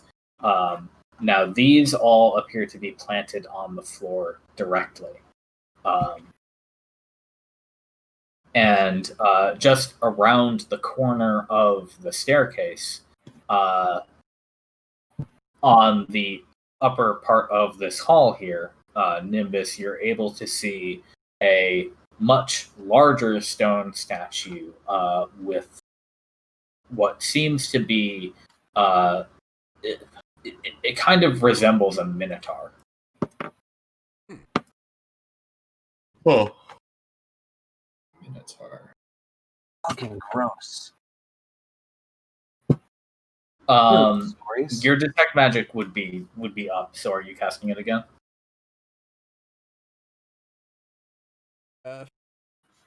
he's all hang out for a minute. I'm just like, just bust the flute out, start playing a song. Is this distracting? It's like elevator music. Yeah, are you all waiting on the stairs? Yeah, I mean, I'm not going to move any further unless everybody else is. Right. Okay. Then if you take the 10 minutes to cast detect magic, you will definitely sense magic from that large statue. It is conjuration again. How about The ones nearby don't give off anything. I jumped off. Holy shit, did you see that statue? big one? That one's magic. Yeah. Oh. I'm not Like, seeing what you guys are seeing, so It looks so cool. That's because you're on the other side of a wall that Albus, is it currently is kind obscuring of, your vision. Albus, it's kind of a minotaur sort of shape. Laren, come on, I wanna look at it. Well, we probably shouldn't touch it. Okay. Stop. Mm. Stop. Okay. Stop. Cease. Sorry. All right. No, you're good. Everybody, where you are, go ahead and slap me some initiative in there. All right. Subaru Senpai. Yes! Not yes.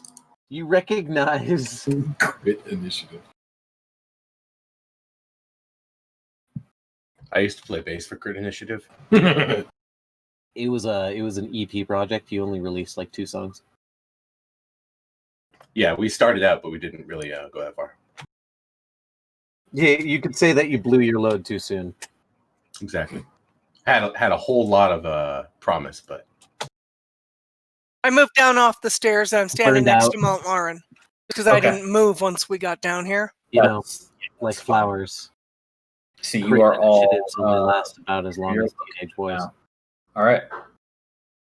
And where is the statue? Because I can't see it.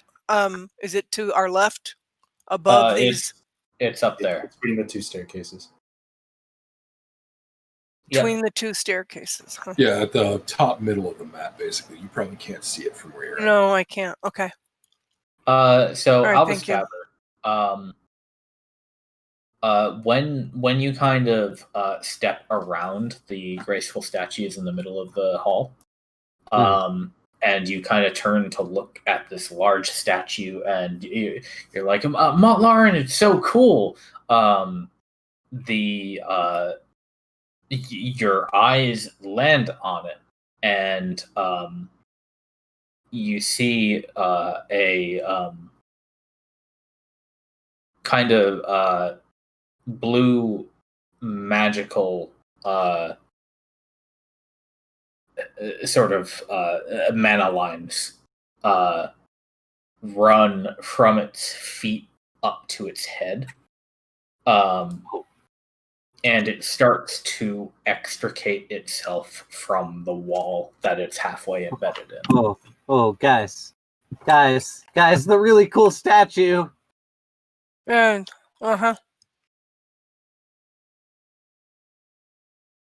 it's legit sledgehammer time for sure. Yeah. Fuck.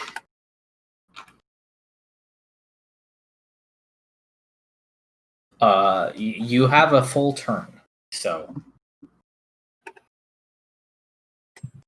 I have a full turn, and this place is basically a huge arena, right? I can. Presumably. well, it's a large, long hall. God damn it! I can only see that far, so my question isn't answered.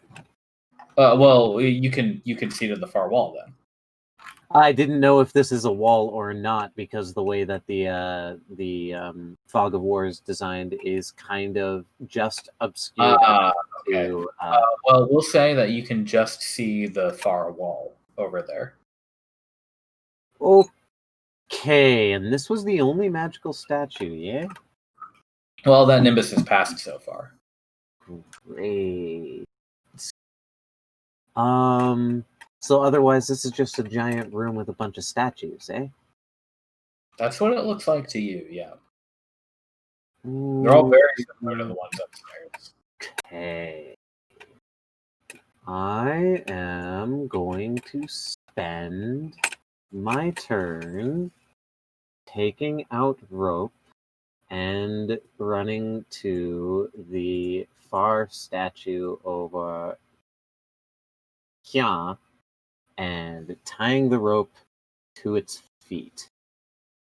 Okay. So yeah, you can spend your whole turn doing that. Yeah, I don't know if I could do anything else, but I feel like that is responsibly a whole turn.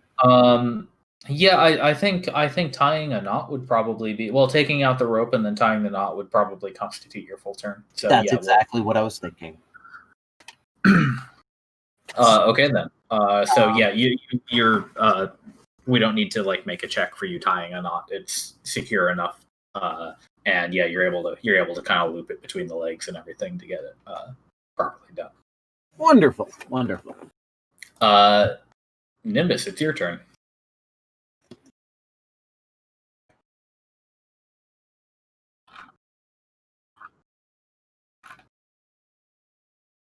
Oh, I don't even know if Nimbus would see it activate because let's see, Badath I did But start yelling. Lantern Yeah, I doesn't. was gonna say, did you call it out?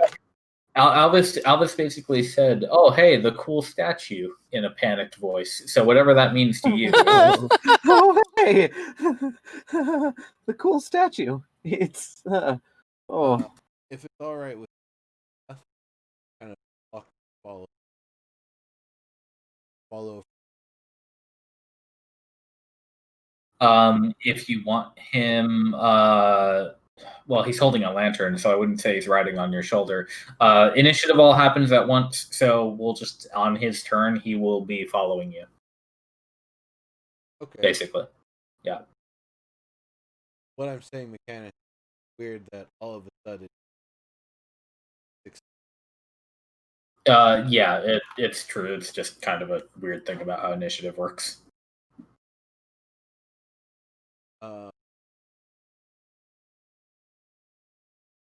You're not sensing any further magic within 30 feet of you right now.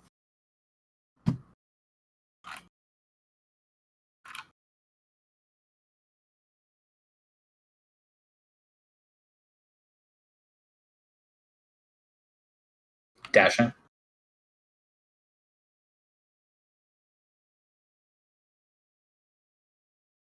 Let's see. You are about that much. Yeah, no additional magic.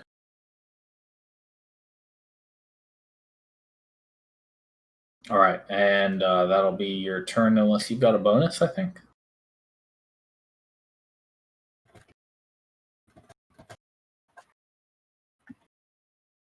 Okay. Amber Green, you can hear some cracking noises coming from your the upper area, but you are at the bottom of the stairs. Yeah, I see where I am. Okay, so I hear what I assume sounds like grinding stone on stone. I can see Alvis Taver, can't I? Where is he? Oh, he's way over there. I think, yeah, you could probably see him. And I assume he's looking at that statue with some sort of horror on his face. Oh no, he's tying a knot right now. Yeah. So I'm curious what the hell he's doing over there. And I guess I'm gonna come around the corner. Is anybody else aware of this thing? I think the people in the middle center, the middle top of the room would be aware of it by now, yeah. Yeah. Okay. We heard Alvis Tower. Okay, so your attention is on it, and I can look at you guys and be like, what's around the corner here? Yeah.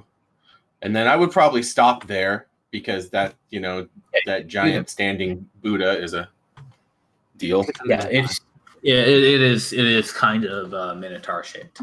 Is it a Minotaur Buddha? That's super like that would be cool. It is a tall, wide, bull-headed humanoid. It's Minotaur. Well,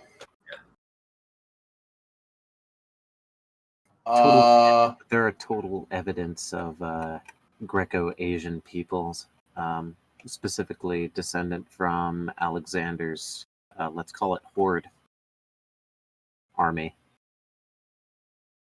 Well, I am kind of a one-trick pony. At least with regard to my opening shot, my salvo. So are most warlocks. I'm not a warlock. I'm a bard. I know. Just apropos of nothing, he was saying.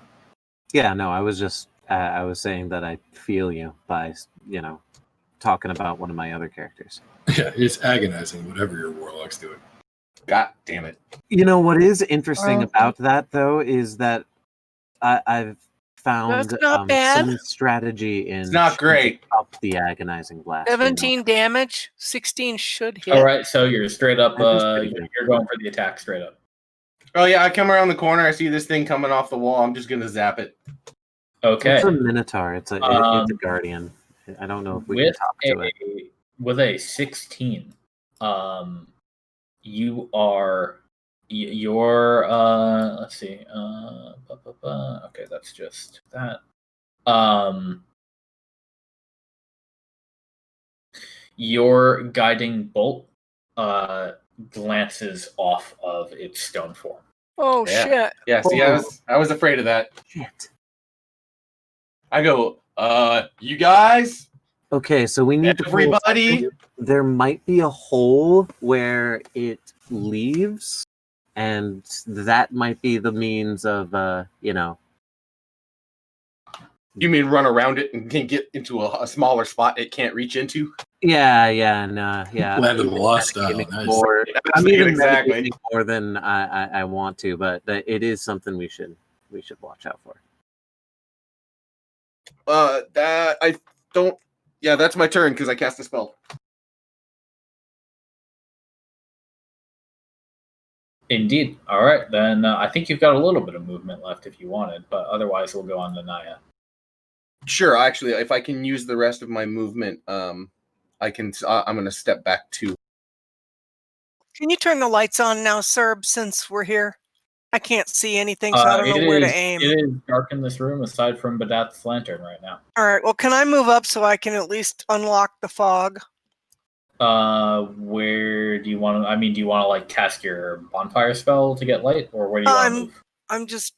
Well, I don't know. Yeah, I don't know where to now, aim. Right now, you're seeing what you can see. If you want to generate some light, that is something that you can do as a druid, or you can figure out something with the like lanterns or torches.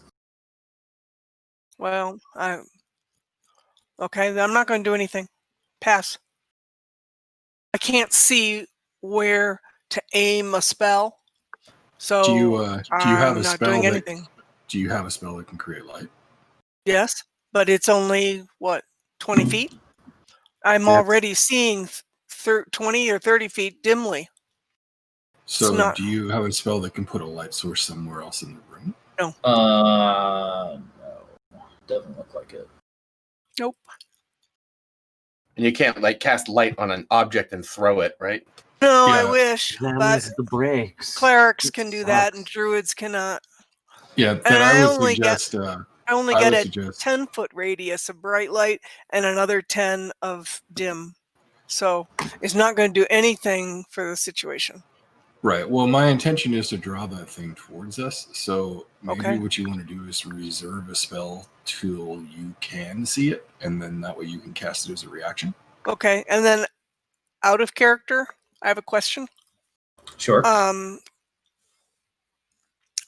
I think we ran into this before, but it's been months.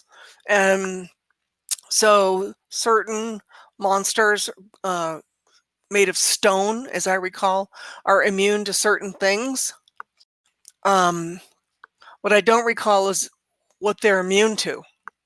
I mean, it's like generally, so yeah, in you the canon. fought a few stone creatures by now. Generally, it differs depending on the exact type of creature. Okay. But in general, they are fairly resistant to non-magical weapons, and some types of magic, but that varies from creature to creature, from wizard to wizard, effectively. Okay. All right. Thank you. Yeah. So you think hitting it with a stick or a sword, probably a bad idea. Hitting it with magic, you can go for some trial and error. All right, see what I'm works going and what to doesn't. prepare my cantrip then, or be prepared to work with produce flame.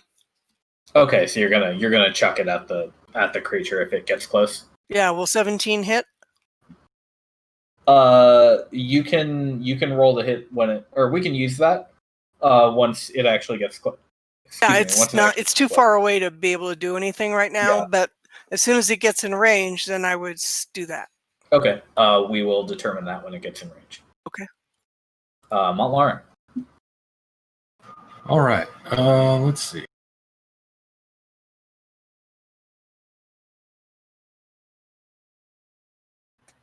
I am going to cast Magic Weapon. And then I will reserve my attack for when that thing comes in range. Okay. Irenaeus. Remind me again. Reserving attack that I attack. You can ready an action. Let me double check. Yeah, I get both of my attacks because it's when you take an attack action, you get an extra attack. Ready. Then you choose the action you will take in response to that trigger. When the trigger occurs, take the ready action, which you can act using your reaction before the start of your next turn. You choose the action you will take in response to that trigger, or you choose to move up to your speed in response to it. Examples include if it's called the steps on that trapdoor, I'll pull the lever. If the goblin steps next to me, I move away. You cast a spell as normal, but hold its energy if you're casting a spell. It doesn't actually say anything about the attack action, but I would assume and rule that you're taking the attack action here, so you'd get your full thing as long as it doesn't require anything extra. Yeah, I mean, the one thing I it would does think say, as written, is that you take it triggers whenever you take the attack action on your turn. So depending on how you interpret what happens with the reaction, that might mean I don't get it.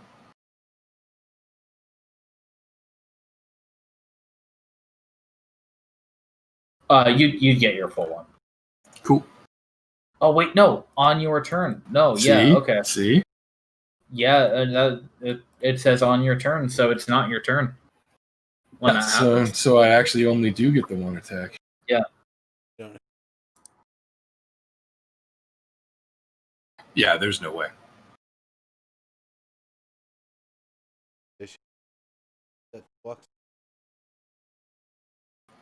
Yeah, well, exactly, and it did give me the turn to get my magic weapon ready, so I'm not actually too distraught. Holy crap, it's a giant creature. For once, my bonus for being small is going to come up.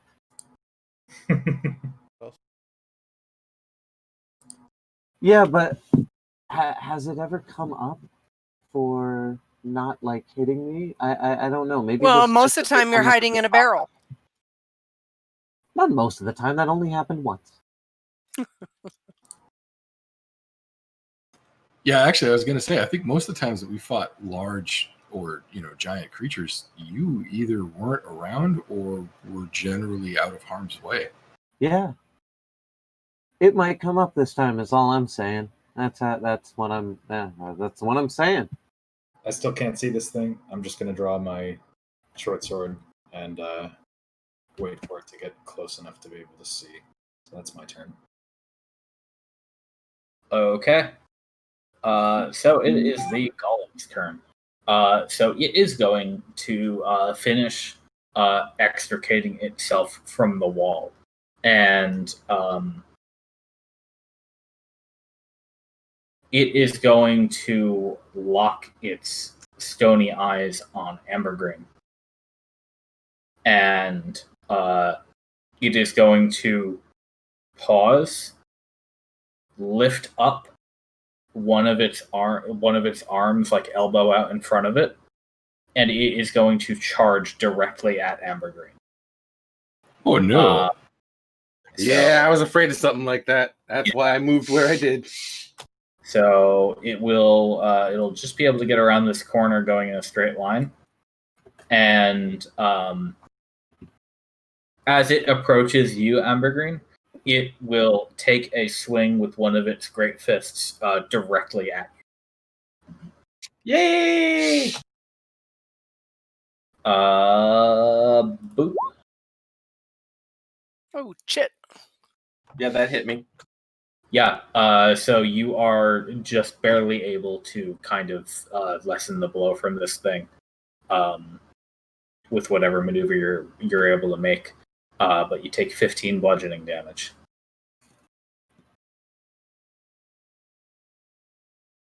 And yeah, unfortunately, Montlarn, it didn't come close enough. It did come close enough, Naya, that it's in range of your spell, I think.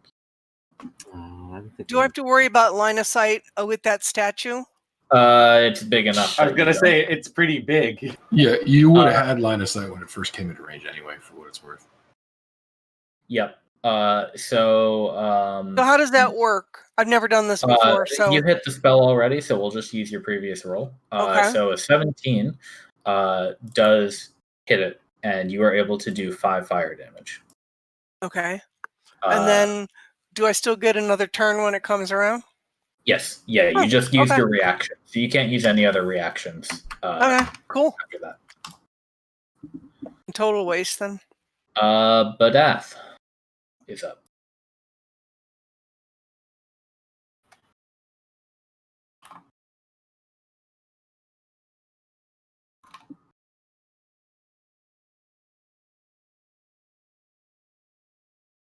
Yeah, he's higher up, yeah.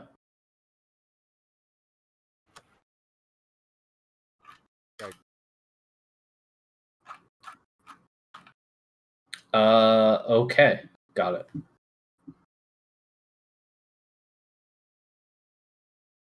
Stabber. Alrighty then. Let me just count how many spaces this is so I can move. That's 30. Shit, I would have to dash. Oh, okay. Hypothetical question: what happens if you cast Mending on a golem? Was it? They are technically not objects. They're creatures. So Oh, all right. perhaps if you had a deactivated golem, it would be considered an object. Maybe Right, that's but how you people- would probably only be maybe able to that's how repair people it, though. repair them. Right, I was to say you could probably only repair the body, though, not the magic, right? Yeah, if you had some way to like turn off individual parts or something. I'm sure there's a creative wizard who's worked on that as a project. The art of golem maintenance. Golemancy. It's a word. It's Yeah, actually also- Zen and the art of golem maintenance. It's a whole Right, subset. right. I mean, you could probably make a career going around to wizards who use golems, offering to repair them. I like it.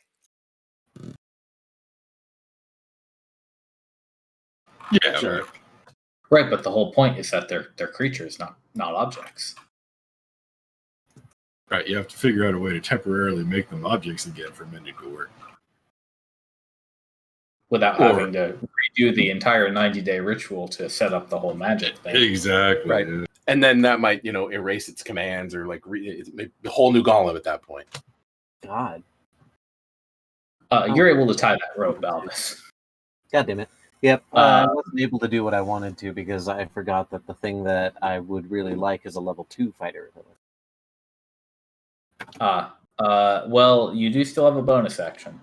No, I had to dash to get over there. I don't have a bonus action. Oh, you did have to dash? Oh, it's 25? Yeah, it was 30 feet to get all the way over there. Fair enough. Okay.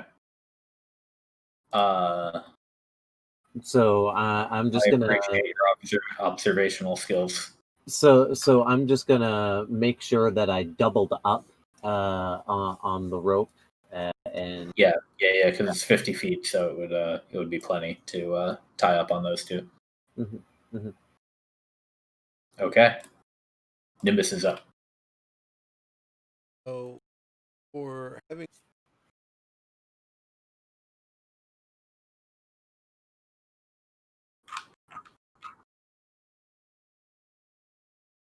what?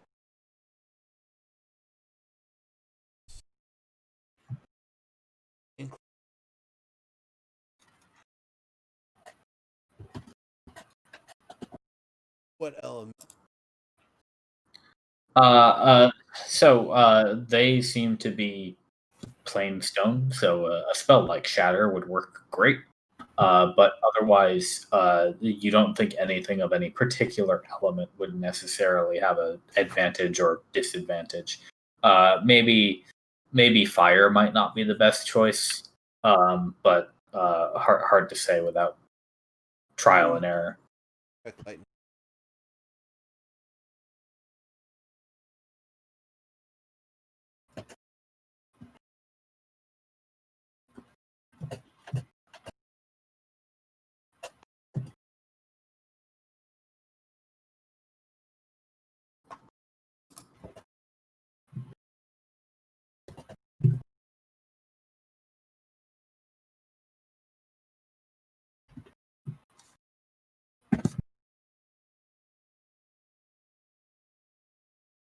Okay.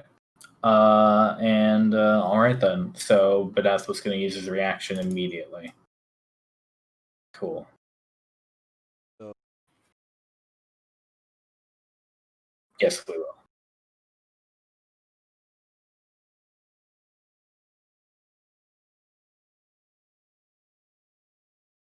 It rolled an 8. Oof.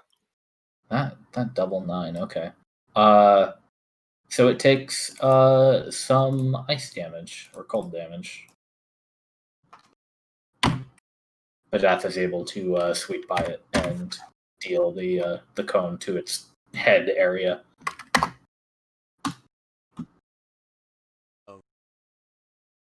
That's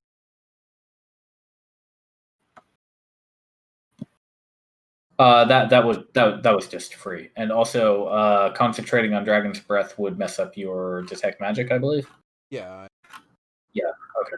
Don't expect. Got it. Um.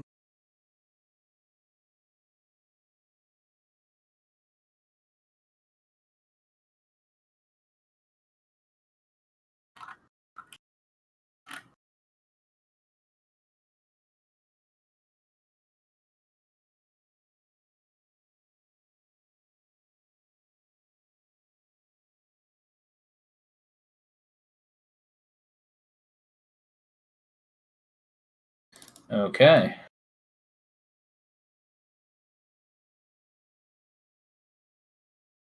Oof. 24. Oof. Oof.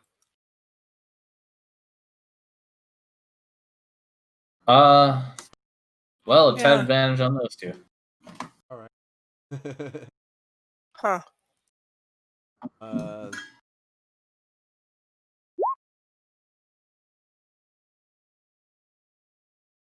Alrighty.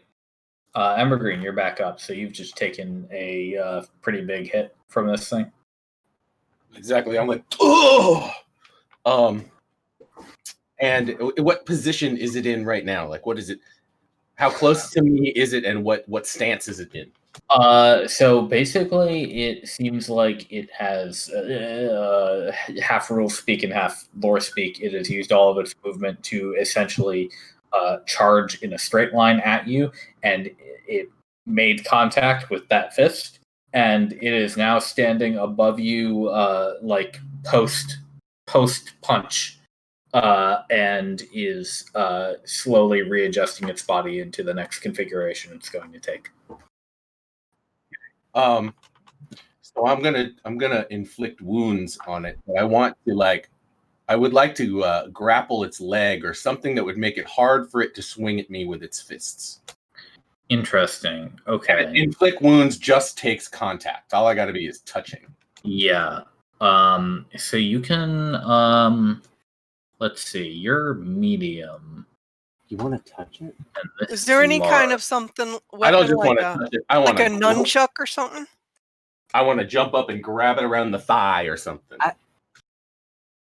I got Well, a whip with a I guess there's no reason you can't try to climb it.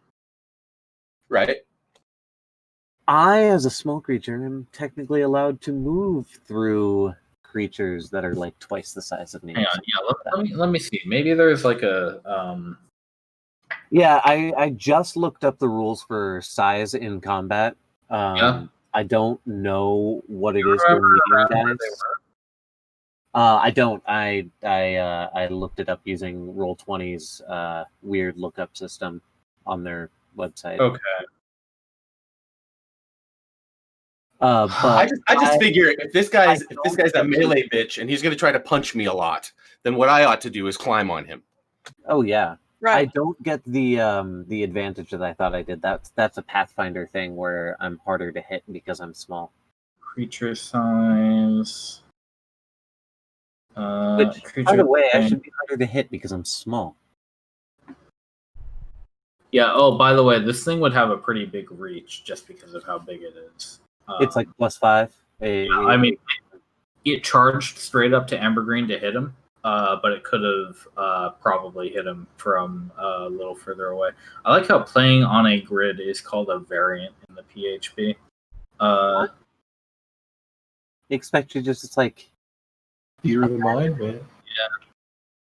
use The your theater of the ask how far away that thing is every turn. Yeah,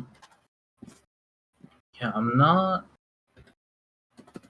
finding too much. So what I'm gonna rule this as is give me a acrobatics check as part of your movement to see if you can latch yourself onto this body, and we'll call it a decently high check to get a grip. Here. Okay. Fire truck. Fire truck, fire truck, fire truck, fire truck. Bling. That's an actual song I didn't write. It's written by a 5-year-old. And it's about a fire truck. Yeah, I think that's actually my song. No, Mike Doty knows it. Oh shit, no. Yeah, never mind. Yes, it could be an acrobatics, and then Damn you it, can also that was the wrong button, but I'll do the acrobatics now. yeah, you could do the inflict wounds Oh, first, 'cause- nice damage. If I can do the acrobatics check. Yeah, nice roll overall, though. Yeah, really. Holy shit. Oh, come on. Good shit. Don't eat shit. A 24 will hit, in fact. Don't eat shit. Yes! Yes! Okay. Well done. So you are able to kind of Shit's crit skill. hook one of your legs and one of your arms onto like the back thigh of this thing, or the back knee. Right. And basically support yourself on the platform of its foot while it turns to face the characters who have just cast a bunch of spells and shit at it. Right.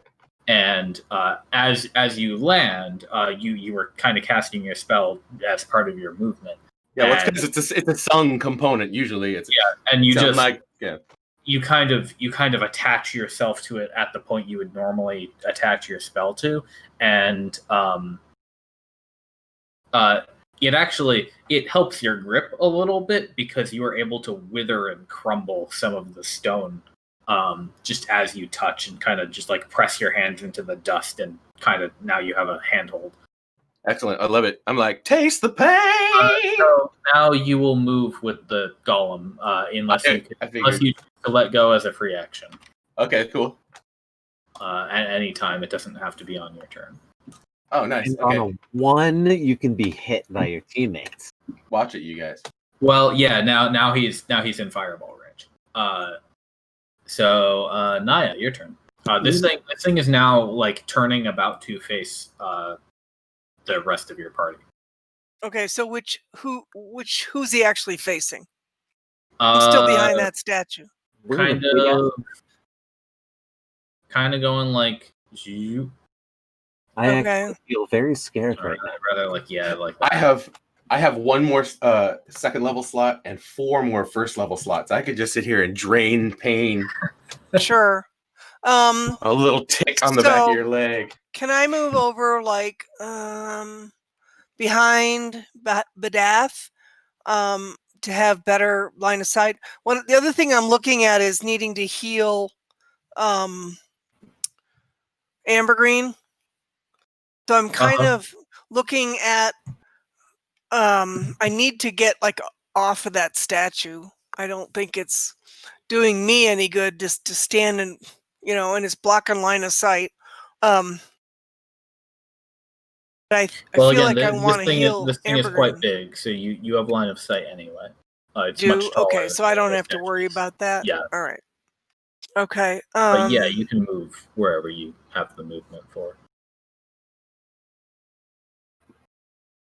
All right, so I think I'm gonna move. Don't forget to step over the rope if you move past the rope. Right. Evergreen, how much of your health is gone? Half? Little over, yeah. All right. So. Immediately bloodied. Yeah. Yeah, crushed. Okay, so I'm gonna heal Actually, not quite Ambergreen. bloodied. 1 point from bloodied. I'm gonna move over behind Badath and then heal Ambergreen. Okay.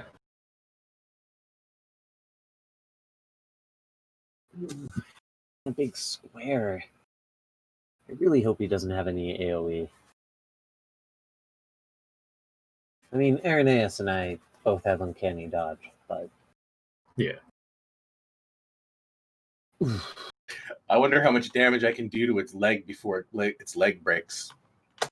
I wonder if you could try to guide him over here. like a with like a goad. Yeah, like Just shock the leg. No, move this way. Ah! Okay. Nice cure wounds roll. Wow. Yeah, I think that's more than the damage he took. Yes, it is. He's at full health. Hot damn! Thank you so much. You betcha. You Rip. betcha will always sound like a curse word in freaking god damn it, Croatian to me. Forever. You betcha has been ruined. Okay, Montlarn. Okie dokie. It's like a circus up in here now. We got tight ropes. We got. It makes me think climbing of Fargo. So you're having sex with the funny looking one, huh? You betcha. Okay. I need to find my character sheet. Hold on. There we go. Apparently I had buried it. All right. I'm gonna attack with my magically enchanted sword. Well, that's a 10 for 4 damage. Yeah, that's not gonna do it. I get a second go at least. Hey, So that's a 20 for 4 damage. 20 for 4 magical damage will let's see, I think it's that'll do 4. Yay! All right, you did it. What would you like to do now?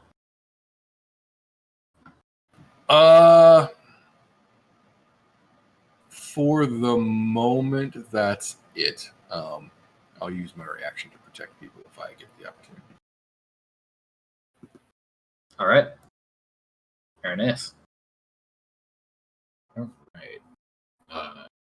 Now that she can actually see the thing that made the giant clunking earlier, it's going to be just a gang up and see what we can hit. Pull out that short sword. Don't have Whip it. Whip it real good. Yeah. Well, stabbing it, but hey, Oof! Look at that! Holy Yeah. shit! 20. Woo. All right. All right. Yeah. What did we say that was? 20, 29? I believe so. Yeah. 10, 22. 22. Yeah, 7 plus 22. Okay, 29. Nice. All right. 10 plus 12. Excellent. That was a very sneaky attack. Indeed, it was. But that's going to be her turn. Okay. So now what this golem is going to do is turn kind of like this way, basically. Ooh. And it is going to run. It is going to charge again the same way it did at Ambergreen. Yeah, you're on it through Montlarn, basically. Oh. Does the rope hold? The rope needs a DC 17 check and it's giant, so probably not. I would like. Yeah, can you pop me that rope description? Yeah, absolutely. Give me one moment. Gosh, if only there was a way to have been thinking ahead to make that rope stiffer, or like ice up the floor. Yeah, I doubled it. I forgot to say pittance. So maybe. Okay. It has 2 hit points.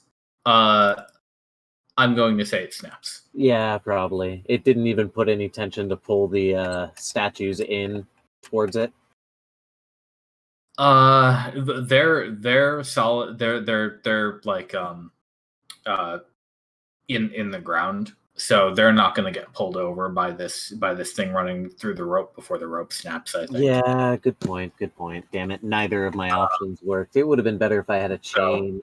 So, yeah, a chain might have been different. But basically, what's going to happen here is Montlarin, you can make a dexterity saving throw. It's nice that you think that. I'm gonna shout at Nimbus that he should ice the floor. Yeah. Yeah, that's a pretty good idea. I like that.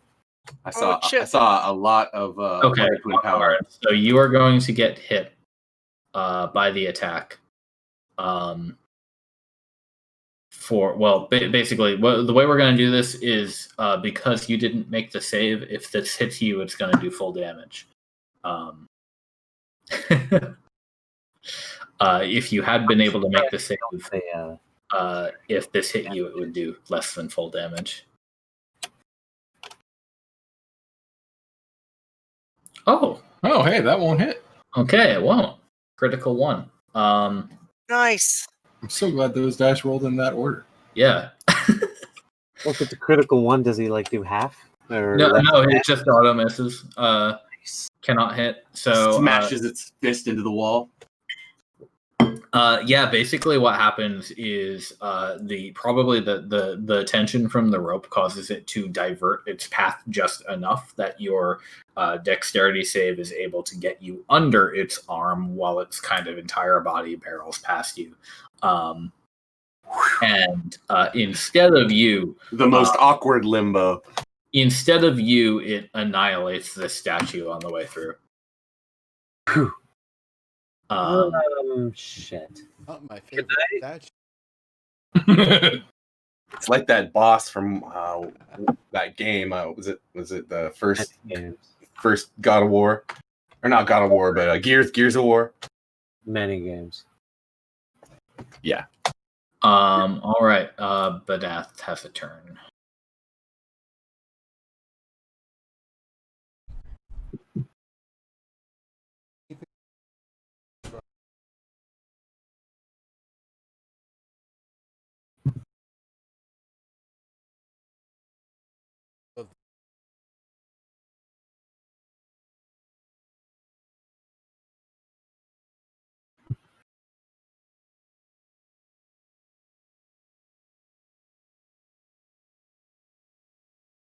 To delete Roll 20.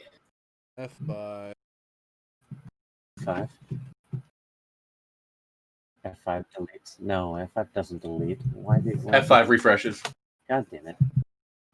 Not on every keyboard.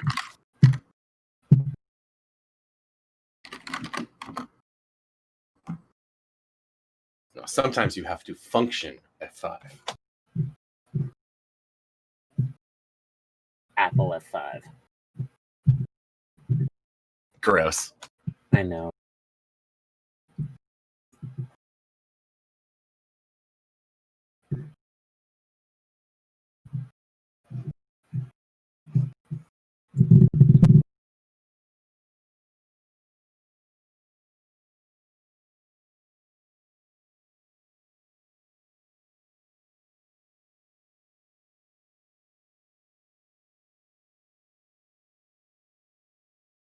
Aha, I figured it out.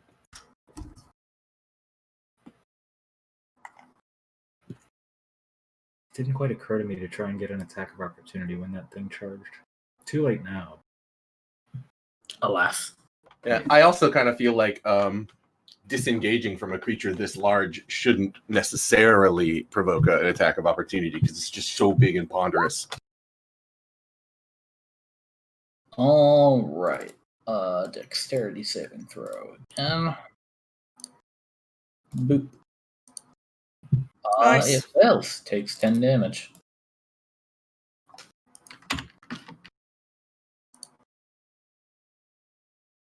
I'm like, aim for the face. Come on, roll 20. Come on, If you roll have 20. like a kitten and a hammer, Ambergreen, I would use it to like give yourself a grip. Dude. Then you if could I- tie yourself on. Yeah, I don't have a Peton, but if I had had one, and thinking ahead, I would have tethered it to myself before I made the grapple, so I can make the grapple and then spend a turn hammering the pins in. So how much do you want to have a kitten? I think the die rolls for you to get one to me, considering our positions in the room, would be better spent on killing it. Yeah. Well, it is your turn now, Stavros, so you can do whatever you want. I mean, it is a free action to move. You could mage hand. I would, but it's up to Serve. use your mage hand. Serve if I had my mage hand up or not, knowing my tick. I mean, you have established that you have it up always, and I don't think you've done anything to make it not so in the past 3 rounds, so it's fine. So, in theory, as a free action, I could technically get you a Pitten and then still do something. How strong is your mage hand? My mage hand can hold a Pitten. My mage hand can hold up to 10 pounds worth of force, which is technically, if you want to think in like how much then it could carry pound for pound, is actually kind of ridiculous. But Right, you said 10 pounds worth of force. I was just curious if you could just slam it into the thing's leg next to me, not to do damage to it, so that it was already nice and seated, and I could just grab it. I can't make attack. It wouldn't be able to do something like that. But yeah, it could absolutely deliver a pin. Now, does moving the mage hand that's free? Yeah, I thought It is. I could probably I do don't. that. I also don't know if I want to let go of this thing's legs. Nimbus, what was that? The mage hand is not a creature, so it can't take the help action. But if you wanted to do the help action with the mage hand, you might be able to get away with that. No, so I got to be honest. That is an ability of Mage Hand Ledgermand up at level 9, where I can then use it to do things like distract or give me the ability to have a backstab, but solo, basically. Got it. Okay, cool. Nice. So- At that point, you can be the blue dude from Guardians of the Galaxy. Basically, yeah. So like just as rules state, it is intended for that kind of thing to be a higher arcane trickster kind of deal. Okay. I was merely wondering whether or not Ambergreen wanted a Pitten to at least have the opportunity to do that. You'd have to stick it in my pocket or something, because I don't want to let go. I can definitely do that. Oh, you're holding on with like one hand, aren't you? Is it only one hand? If it's one hand, then okay. It's up to you, honestly.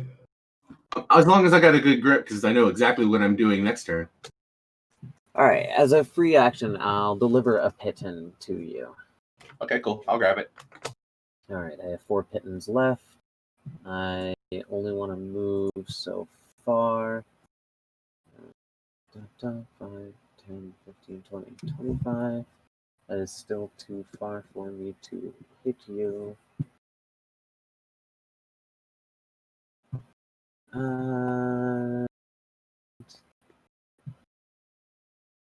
I'm going to ready my action to dodge. Uncanny dodge if it hits me. I think I could do that. Wait, you're going to ready an action to uncanny dodge? Is that how I have to use it? Because it says you can use your reaction to...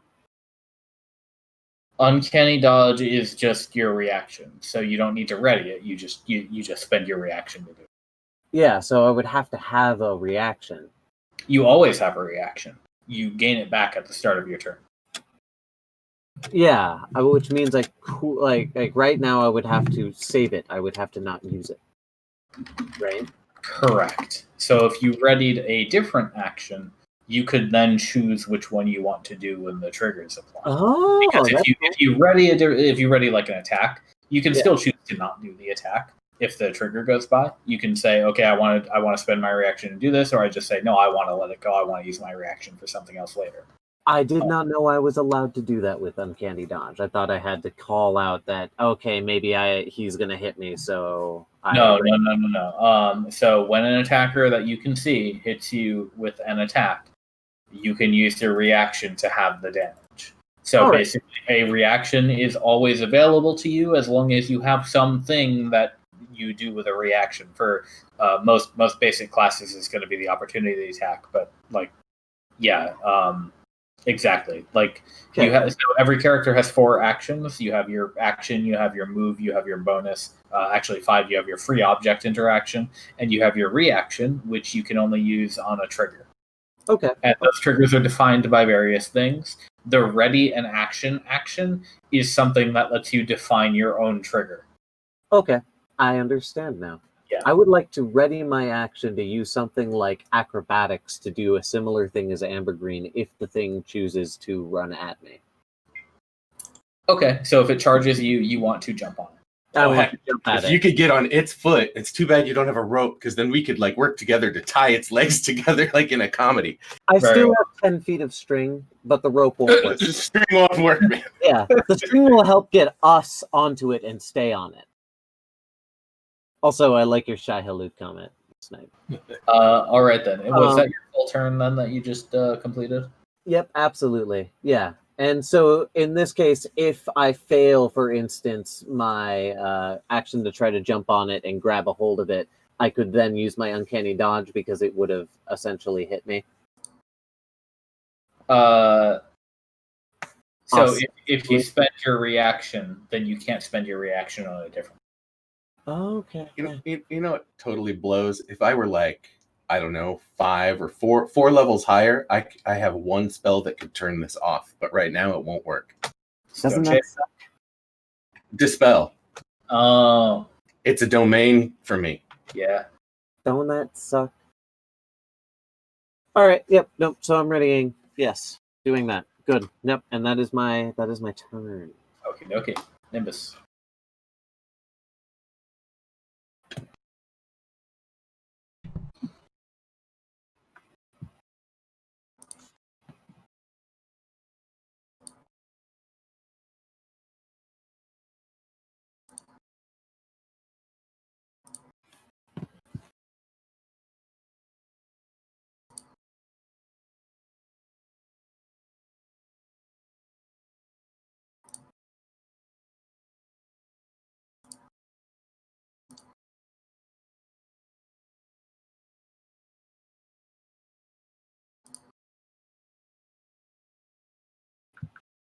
Nice. All right. So inorganic has disadvantage. Oh, Right. really? Regular vantage. Thanks. Regular advantage. Yep. I thought you said it had disadvantage. Darn. It has. Advantage and disadvantage cancel out no matter how many stacks of them there are. Yep. Yeah. 12. Nice. Womp womp. Okay. Normal damage, not double damage or anything. So thunder. Yep, okay, and I assume you're casting it above its head. Well, Well, it doesn't matter for them. That's right. Okay, great. Any movement or anything? fire. Perfect. Ambergreen, then it's your turn. Once again. Sweet. Okay, yeah. I think I am just gonna burn it again. Makes sense. As I have established contact. Yeah, I'll make you roll normally for it. I figured. But yeah, you're still holding on. Are you using the piton? No, not yet.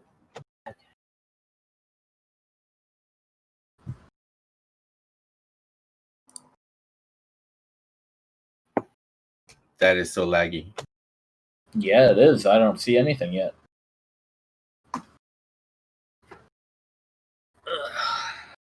There we go. An 11 will not hit.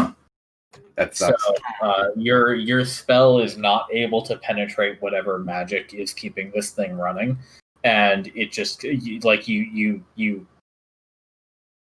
you press the spell into its body, and you just feel it get repelled away. Arg. Unlike last time. Yes, exactly. Dark magic. Yeah, wrong character. If you'd like to move or anything, you can do that, or you can stay attached. I got more in me. Okay. Then Naya, it's your turn.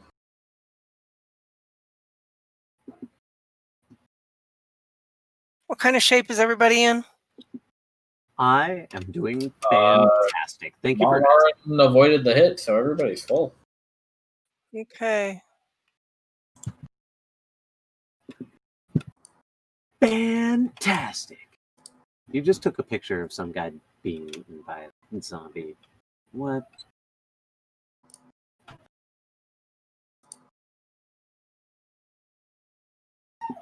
Wow. Jesus Christ.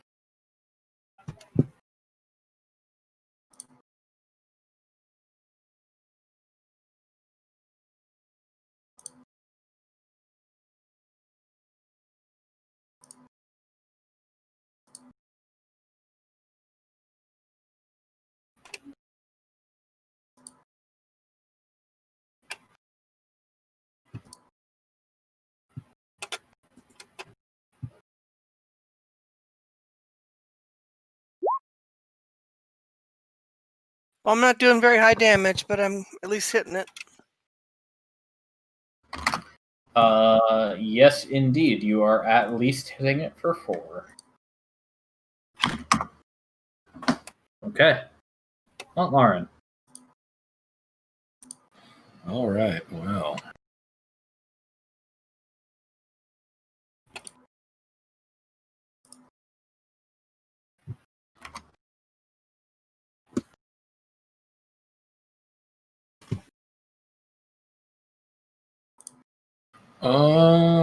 I think I'm gonna. Yeah, I'm gonna do a thing. I'm gonna moonbeam.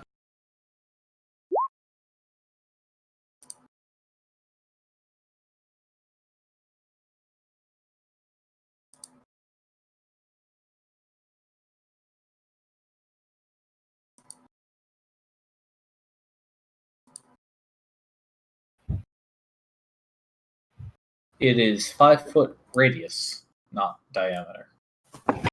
And Oh, really? Yep. You don't All right. Well, hold on. Let me your, get fiddly. magic weapon. Oh yeah. Wait. Is magic weapon concentration? Let's scroll up. Oh, it is. All right. Never mind. Okay. Yeah, Yeah. that would In that case, I would like to retcon and not do any of that. that's totally cool. Yeah. All right. In that case, I am instead going to blade ward myself, and that will be my turn. Cool. Irenaeus, you're up. Okay. This thing's probably just going to keep charging between all these statues, but let's see. So I'm going to say that because Ambergreen is attached to this thing and not really being a distraction, your adjacent character sneak attack would not take effect here. Okay.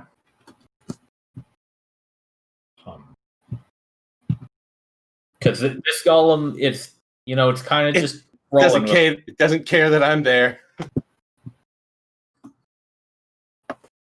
I'm not a thing it can hit, and it's kind of thick enough to care more about you guys than me. Well, it can see us. It can't really see you. So I had to bonus action dash to make it to where I am. We'll just try. Let's try just hacking away at one of its legs. See where that gets us. Preferably the other one. Right. Holy shit. Oh, yeah, okay. So that'll be a Nice solid 6. hits.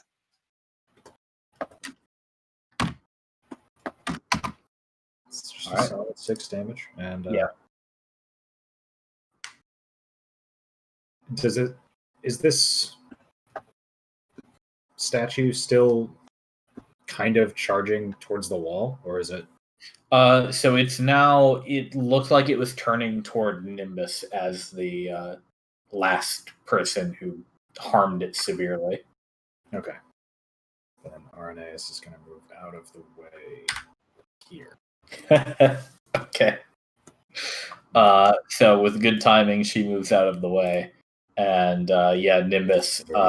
It is going to come directly for and through you. So we're going to go with a. Is that the same stat as your saving throw?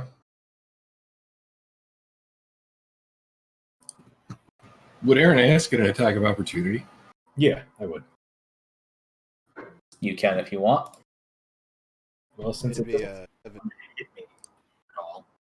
Okay. Or damage. So 17 on the saving throw. 18 will hit for 4 piercing. Nice. 4 magic piercing.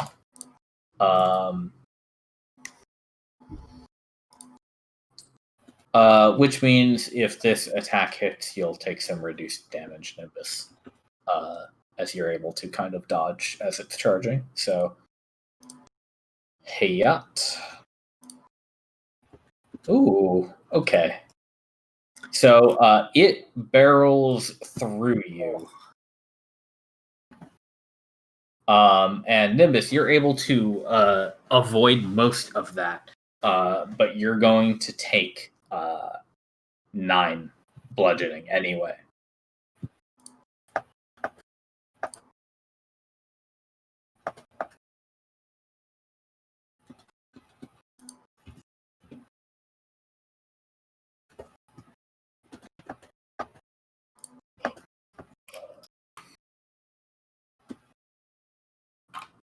And then it's Badath.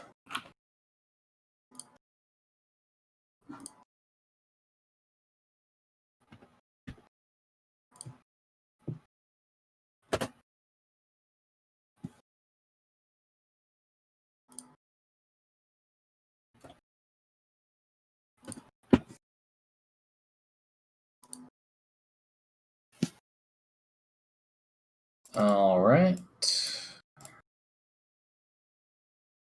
It makes the save this time, so half damage.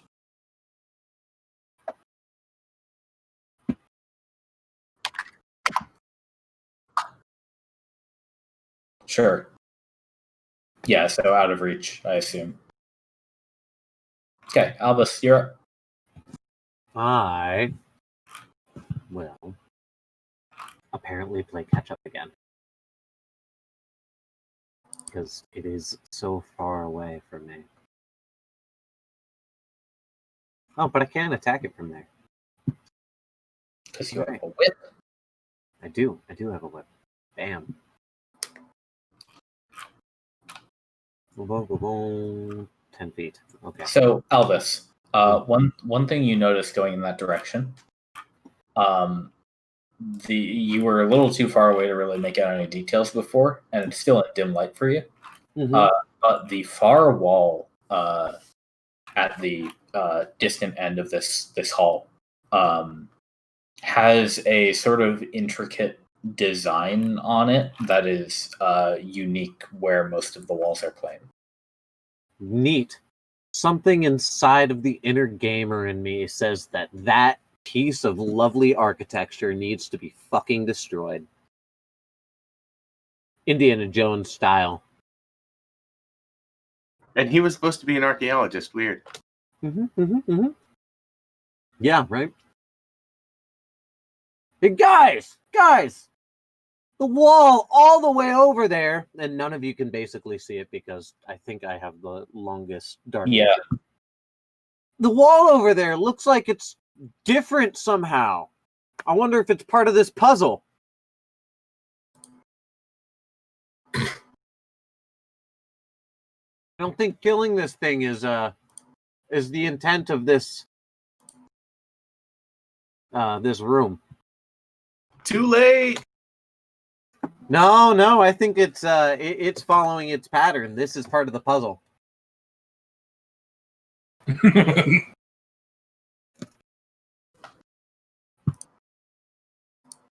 So Was that the I'm gonna last whip it. of a paladin who does not believe a word this person is saying?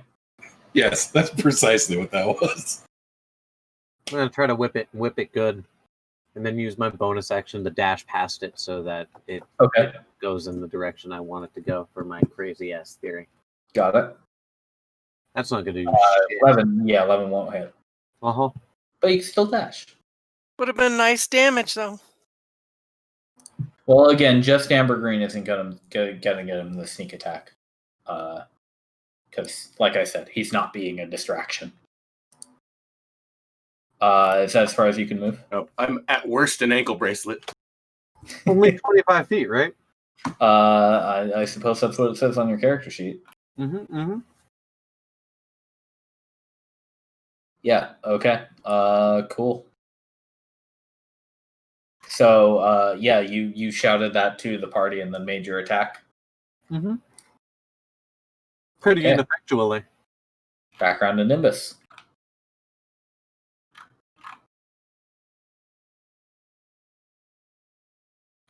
It has taken some hits and it's taken some cracks, but other than that, it's still running. BRB, more pizza for me. Is there any like statue rock chip damage around on the floor? From the damage you guys have done, you've blasted away a few bits and pieces, but if you're talking about from before you got here, you don't notice anything at a glance. Okay, so there's just little bits from what we've done, and that's all. Yeah. Okay, thank you. Game.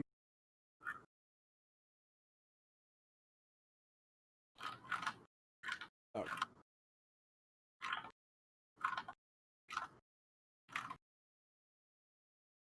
Says you.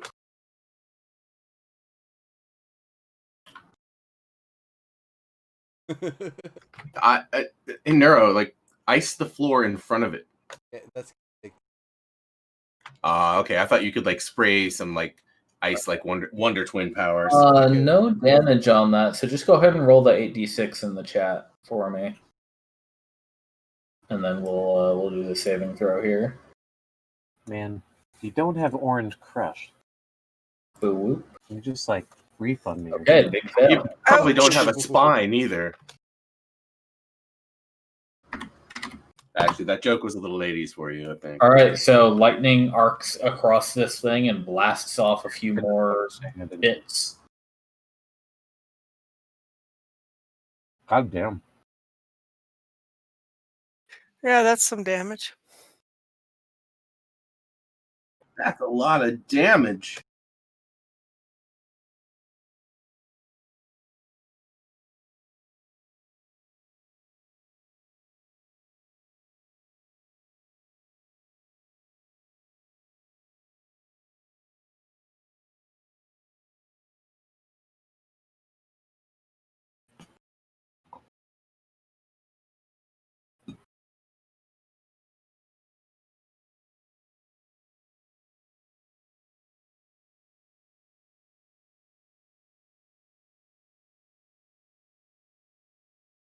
Okay. Ambergreen, you are on the go. Cool. Well, with decreasing intensity because I'm running out of spell slots. I'm gonna double down and just be like, no. All right.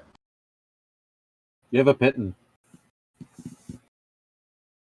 Yeah, maybe I bang at it with the Pitten, but I know that's not actually doing anything. It's just part of my symbolizing my rage as I tattoo a rhythm of destruction into its leg, its lower shin. You don't try to like. It's like smash, smash, smack, smash, smash, smash, smack, smash.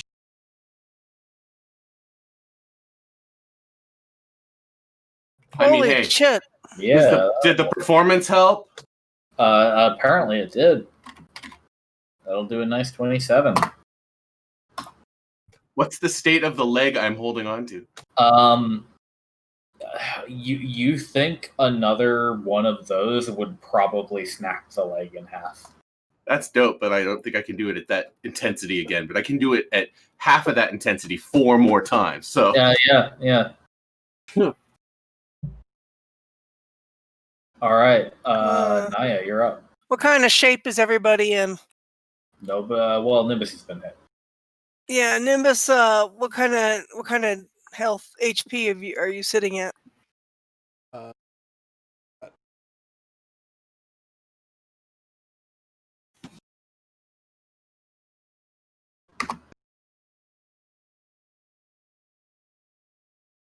Okay, then. Let's see. I need to get in range here.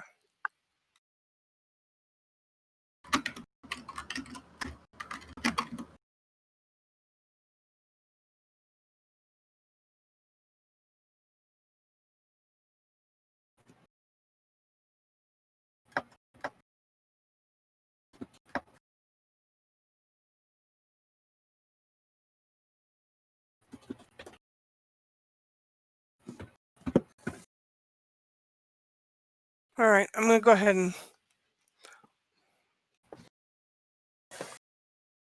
try again with oh, shit. Better damage, but it's not gonna hit. That 14's gonna bounce right off. Damn it. Okay. All right, Montlarin. Good God. Yeah, that would have been great damage. Almost max.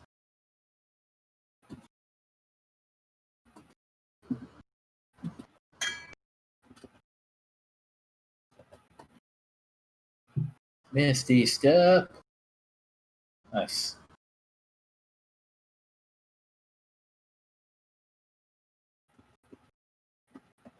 Oh, very nice. That will hit, right? That's Yeah. an 18 for 9 damage, right? Yeah. Yes, it will. Also a little of that action. Oh.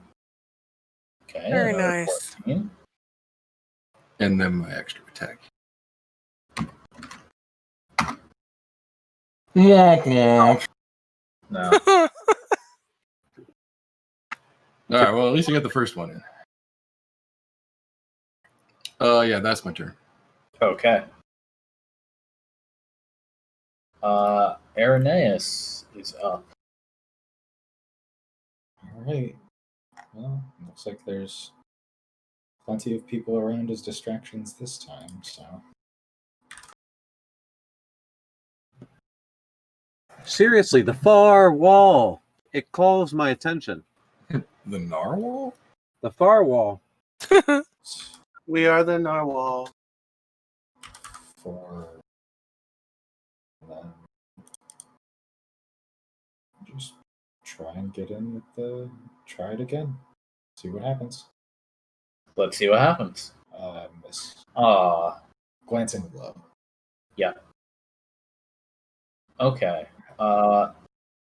So, this golem turns around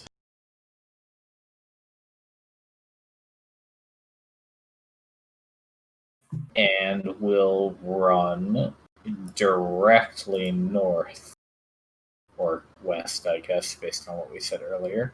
So Montlarin and Naya, if you could make a dexterity saving throw.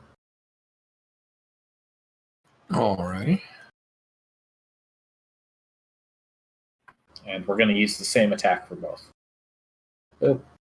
Man. Ooh. Oh, sorry, that had advantage. That should actually be a 16.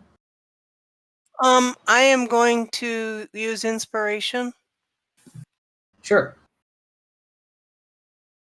Good. Whoa. Good choice. Okay. Roll it again. Yeesh. Well, so that slam attack is not a 27 to hit; it's a 16 to hit. Does 16 hit either of you? No. No. Sorry. All right then. Then no problem either way. Yay. You don't take 23 damage. Yeah, really. All right. And now it's Bedast's turn. Is it? Oh. Yeah.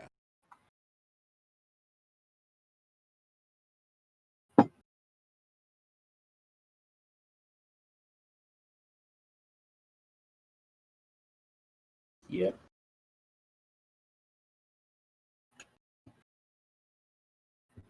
Okay, makes the save, but that is enough damage to cause the damage that has been done so far to combine together and basically cause it to collapse. Ambergreen, you need to kind of like hop off of it. I was gonna see. Yeah, if I notice that it's coming apart, I'm gonna try to like tuck and roll. Yeah, that's fine. You don't need to check for that. You can just get away from it. And it falls down on the one leg first, and then when it lands face first onto the ground, it just kind of the pieces all split apart, and the magic dies out of it. I'm gonna run back over to it after the magic dies and smash it in a piece of its head with my hammer. Just be like, yeah! Was pretty much. Indeed, yeah, stone with magic. I was readying my thunder wave in case there was debris. All right, we're out of initiative. All right, let's go look at that narwhal. I already left. I think we might have screwed each other. I was gonna say you might not be wrong, but it's a charging bull, and we just beat the crap out of it instead of let it beat the crap out of the wall. Well, considering that it's D&D time, you probably really only rode it for about 8 seconds, right? True. Yeah. What, like 3-4 rounds? So a solid 30, honestly. See, yeah, man, I would have won a belt buckle. Right, exactly. Yeah, but we can probably just get a big slam enough going. I was gonna say I heft my my warhammer. I do have several pitons. So the wall that you're looking at has engravings of basically the gist of it is a matador ornately horn, like way overdone bull's head, and between like waterfalls. Was that golem holding a weapon? Or No, it was just doing punches. Okay. Dang, there goes my idea.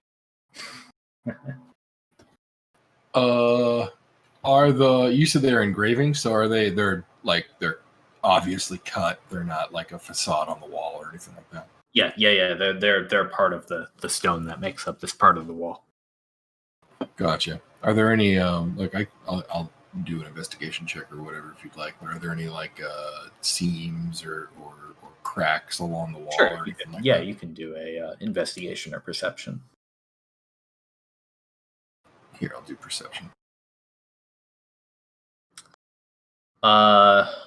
The three of you are not able to find any seams on this wall. I wonder if Office Tavern is right.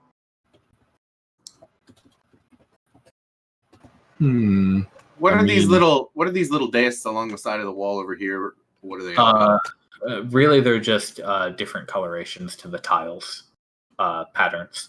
Gotcha. Are there small holes in the wall? Alice Taver, you take the pit into the wall. Yeah. And, the piton bends. Oh, wow. Huh. All right. I'll since I've still got magic weapon going, I'll smack the wall with it. Don't. And my sword. Okay. Or poke it, so I guess. there is a if you strike the wall with your sword, with your magic sword, there is a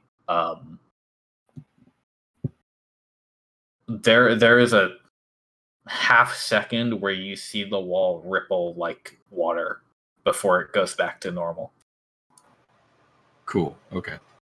and your arm rattles. Yeah, I would have put this order away. That was a dumb idea. That said, I think the wall's magic. Huh. Disbelieve the wall. I sadly cannot. I cannot dispel the magic unless we long rest here.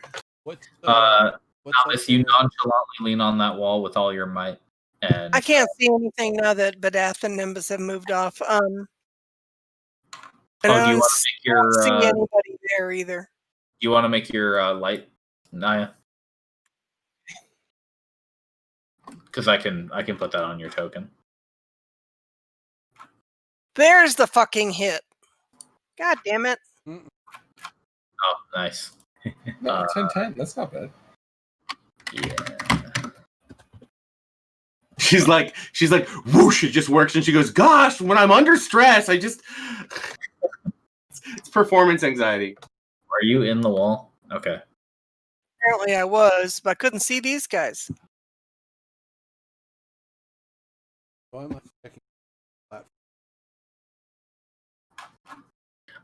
There is a alcove, basically like half a stone body's worth, where the statue was and had pulled itself out of. But you don't see anything like deeper within. It seems like it was just flush with the wall and managed to kind of just like yank itself out.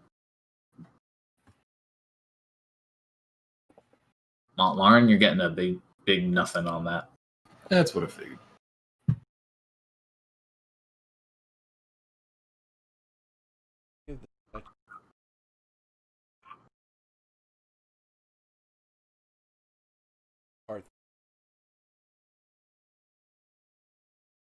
You can make an investigation check.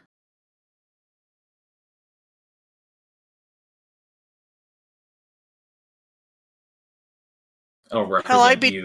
tempted to ask the wall if it wants to dance or something goofy like that.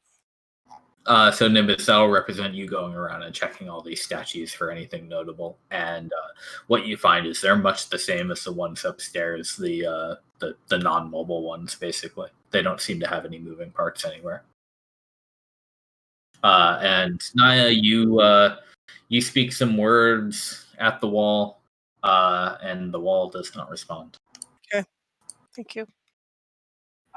Roll20 is currently giving me a hard time, but I would like to investigate the statue or the crumbled pile. Okay. What are you looking for in the crumbled pile? Specifically, like a talisman or maybe a focus stone that, drove the magical thing. Maybe, something representative of a key. Maybe a magic word that survived on the statue or the rock. Maybe something that was hidden within the creature itself. I'm Alvastaver is despondent and reaching his last, bits of ideas of how to get through this wall. Yeah. So let's see. Give me an Arcana for this one. I am not too good at that. I've only done some side studying. But I think. No, you got this. So your understanding of the way this golem was built was that all of the enchantments on it were part of its life force, for lack of a better term. Mm-hmm. And so destroying the fidelity of the statue removed all of the enchantments, and now it's just a big pile, a couple of bits of carved stone. It didn't have anything in it. It wasn't wearing anything, and any magic that it had a minute ago is completely gone now. Is the head still in one piece? One of the horns is broken, but most of the head is there, and you could probably like drag it across the room if you wanted. Yeah, yeah. His last bit of effort is him going to be what's the word? Sarcastically dragging the head all the way across the floor, right to where he's standing right now, and throwing it at the wall. He's gonna use like all the bit of his like strength exercising to do proper form and just give it a good toss at the wall. So if Albus Tower is able to lift it, or if he's able to get any help, I help. yeah, the stone head bounces off the wall. Well, this is wizard business. Take a look at.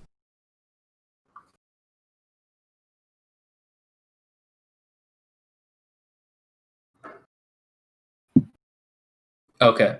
There's no actual text on the wall. It's just artwork, basically. Oh no. Okay. You know- Do you want to identify or detect, or are you just looking for like an arcana? I'll probably do an. Probably. Okay. Give me arcana then, and we'll see. Okay. What you saw when or based on the descriptions that the two that have tried to break this thing have given you, makes you think of high abjuration for sure. This is that style. Wipe off.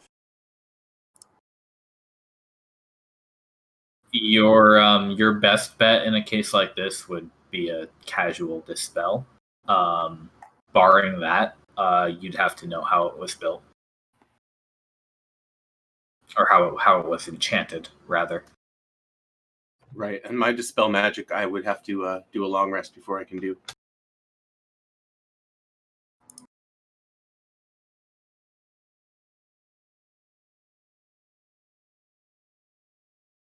Basically, we all sit about while Gandalf goes. I'm reminded "Oh, that the random previous words." two keys were guarded by illusion magic. This is So- abjuration. Right, but it could also be creating illusions, like as Montlaran said, that moment when he saw that the wall was actually not real, not That's solid. so it might have seemed funny, but I actually made a disbelief check. I'm a gnome. It's kind of cultural to know about illusions and the things like that. And so I made a wisdom check, and I leaned up against the wall. I tried disbelieving it. It's Try it's a wall. if you might to not believe it's there. Yeah, that's a wall. I was wondering if I did something like Misty Step, can I blink through the wall? You need to be able to see your destination. Oh, So don't play with teleportations and walls. It's a good way to lose a hand.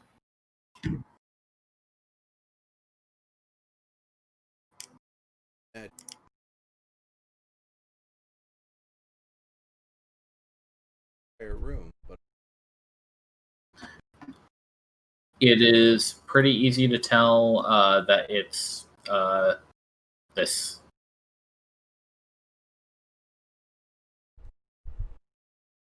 But we have a dwarf and a gnome. We could start mining around it. funny word.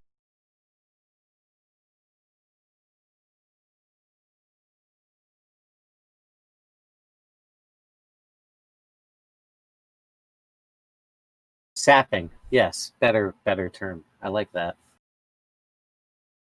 It'd be the first time sapping ever actually legitimately came up without me, pushing for it. Yeah, that's fine.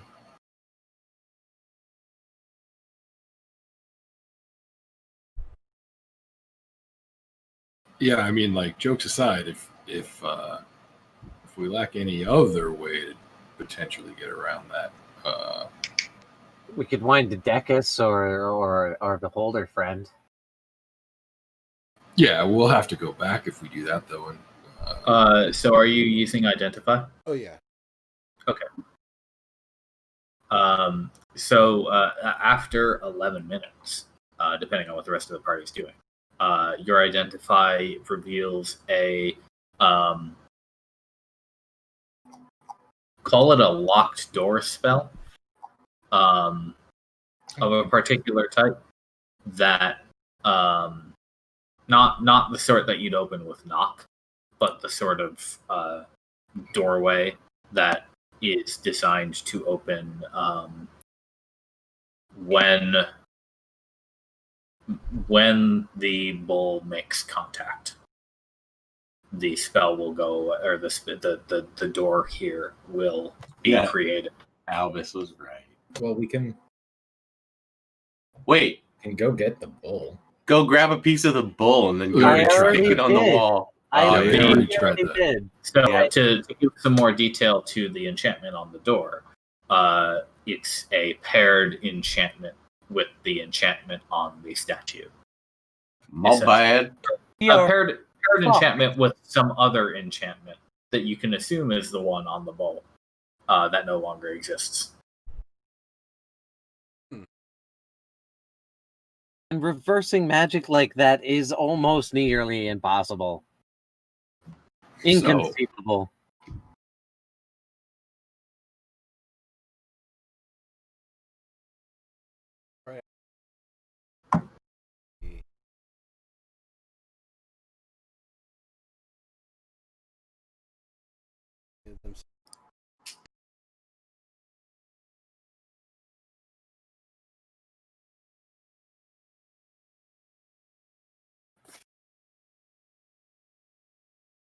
Otherwise,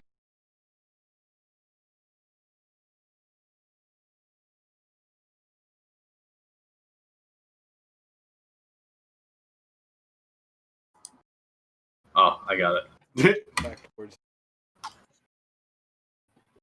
Can you bend the golem now that it's in parts?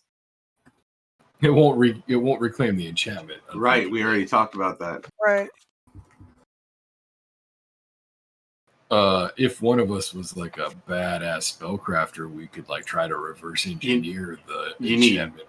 2 slots in 5th level spells to even consider doing a golem.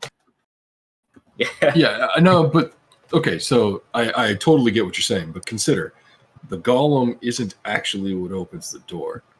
It's a single enchantment that was woven into the golem at the same time. Right. So if you were a spellcrafter who understood how these lock spells Right. worked, you could, in theory, build a lockpick spell for Huh. a lock.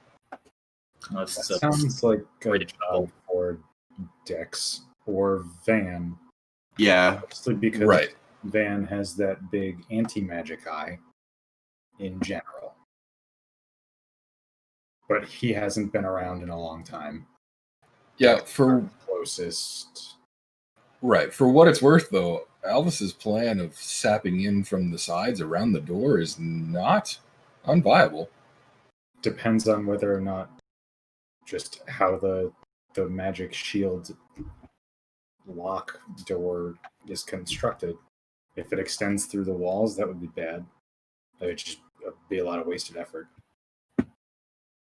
So yeah, what's your plan with this dig, basically? So do you know what sapping is? Solid stone. I don't. Describe it for me. Okay, so sapping traditionally is a siege tactic or an anti-siege tactic, depending on what side of the wall that you're on. But it is essentially mining a small tunnel, barely fittable for a person or several, to then mine underneath the thing, fill the tunnel up with very, very hot material, and then have the stone fail via cracking or, later on explosive means. I see. And so I can tell you with your stoneworking knowledge that as long as the tiles aren't warded in this room, it wouldn't take too much work to kind of like rip them up from the floor or out of the wall and possibly get at whatever's behind them. Maybe a half hour of work you could get a good start going. And I have a big hammer. He has a big hammer. I have pittons and some small tools. Like I could even I place thing down. I'm like, start there. I'd like to point out that I have a pair of gloves that can make that hammer even bigger. Oh, Sure, I can hand you my hammer. I can hand you my gloves. All right, Hey. let's do that. Are they attuned? Is that a thing? No one ever told me if I had to attune them. So you guys would have to tell me I wasn't there when you guys actually got them. hang on, Oh. double check. I have a. We could ask help from somebody right now. I don't believe they are attuned. No. And Alvis takes out a sheet of paper. I have a ritual here.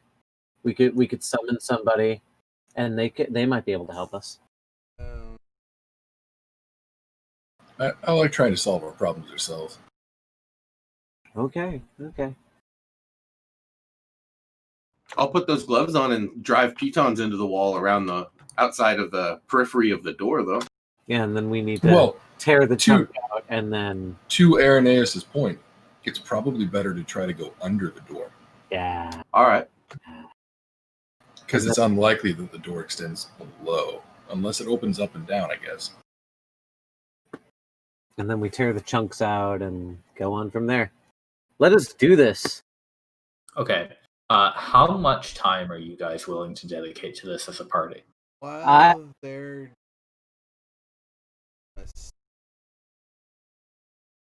right.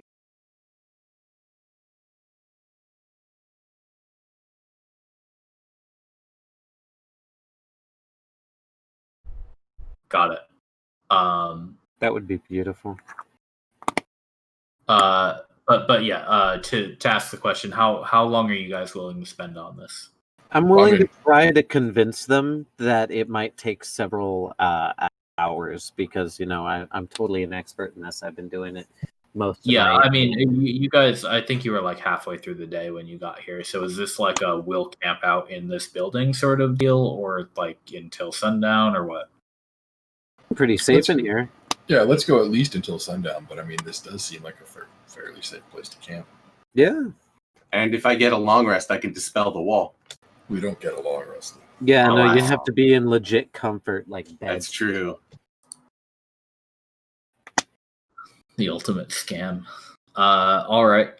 So yeah, and Nimbus, you find that pressing the buttons and levers upstairs they do not achieve a reset. The golem remains in rubble.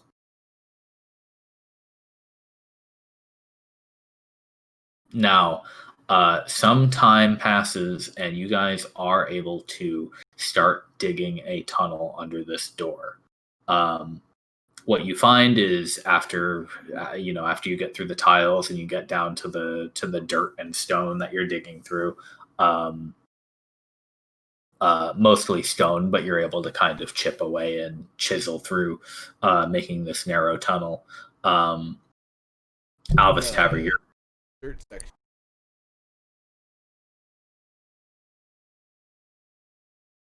Yeah. Oh, yeah. I was thinking that even to get rid of the rocks too. That We're just doing baby fracking. Yeah. Yeah. The other one. Freeze it. Yep. Yep. Some more crack. Yep. Yeah. That's exactly what I was thinking. So, big teamwork here. And maybe 2 or 3 hours into this, you guys have made enough progress to where you're kind of under the door, and it doesn't look. Naya, you've been able to growing. Oh. I'm gonna say the ground you're working with is primarily stone, so burrowing probably wouldn't help too much, unfortunately. Naked mole rat. I don't think I have that one. Naked mole rats can literally chew through steel. Yeah, but if you don't have it, then yeah. They're also the size of a juice glass. Exactly. I just use it as a tool, man. You chew through this part now, right here. I like it for a sandbox. Go, little rat. Go, little rat. You guys are weird. So when you're at the point that's like below the door, you find that the unworked stone continues below where the door would be. I assume your intention is to kind of try to come up on the other side. Oh Yeah. yeah. Just to get around it. Exactly. That's the whole point of sapping eventually, Yeah. is not only just to bring down the wall, but to get onto the other side. How far are you going to go to attempt How to get thick? How thick is this door? Well, I'm willing to go. This is Set. it. Like I would, if people start talking about whether we're camping here or not, I'm like, yeah, we are. I'm gonna do first watch, and I'm gonna be digging. Unworked stone, though. Unworked stone is a lot more than digging. That's slow going. I've worked in a labor camp. Well, and I'm a dwarf. But again, you guys do have your big hands, your wizard shit, and Alvis Taver's fucking insane gusto. Right. And you know, Just at do it right now. first the hole only has to be big enough for Alistair to get through.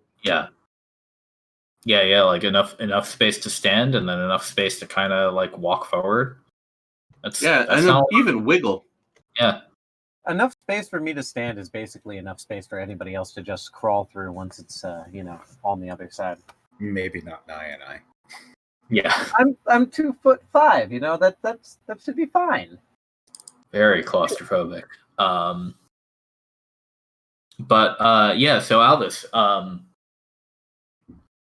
5 feet, 10 feet. When's the point where you kind of aim up? I always want to have a good, healthy measure of distance, so I'll definitely go for something like 8 or 7 feet, actually. Okay, so a little bit beyond like the full space here. Most of the definitely. door. It's not like I'm actually going underneath a wall right here. I don't have to worry about like 15 feet worth of space. Yeah. So yeah, like as you go, like this was clearly like dwarf shit dug out of the ground. It's not going to go too far beyond the worked tiling. They So cut their corners, making it you nice. you spend a few more hours going that way and then going up, and there comes a point where you dig up to the point that would be behind this door, and you find nothing. God damn it! I was afraid of that. Yeah. Extra dimensional. Alvis Taver is very pissed. Somebody's having a good laugh. Huffing out of this like tiny little burrow hole, just like spitting and cursing in giant undercommon and gnomish, saying the most foul and terrible things. That was a good try, though. It'd make a sailor blush.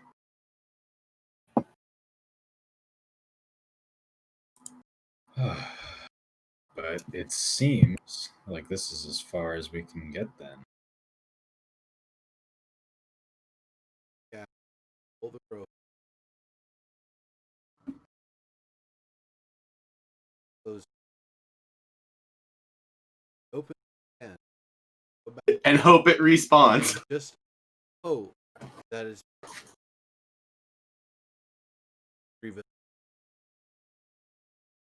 Else we need to get Van. yeah, otherwise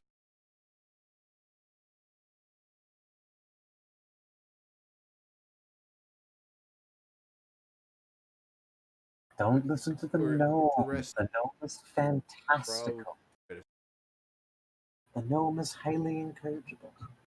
Alvis is muttering to himself.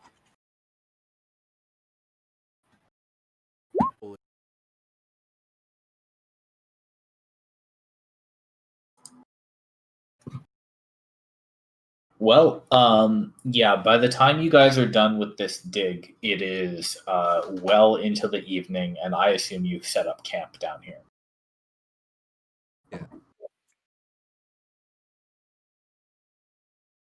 Doing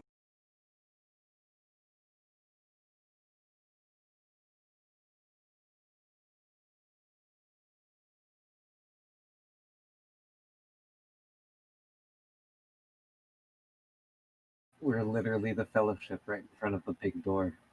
The wizard muttering weird things. I know. Yeah, what you can get basically is what you already have, plus you are you think Lauren has it on extra dimensional space. Yeah, that's my guess as well. Portal with key. Yeah, and we killed the key.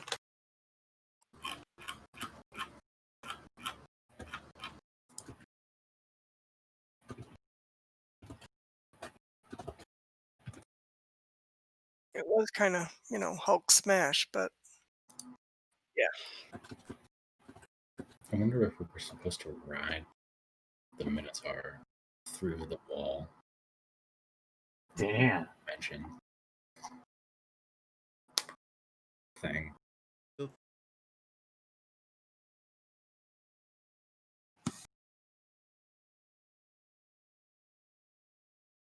Yeah, I mean, I'm willing to give a reset check a try. Yeah, Well, and can we activate one of those guys, get them to follow us down the hole, and get them to run into the damn thing? exactly. I'm there.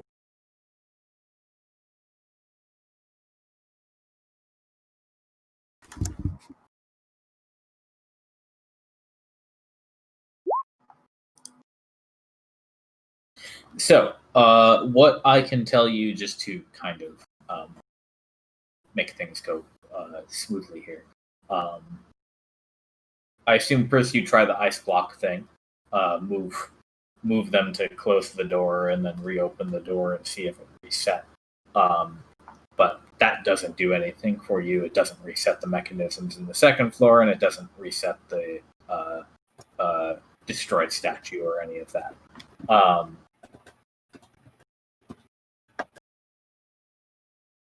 So are you saying you would like to intentionally tamper with the entryway door to basically aggro the 4 statues upstairs and get them to... And like I'm right about to drop.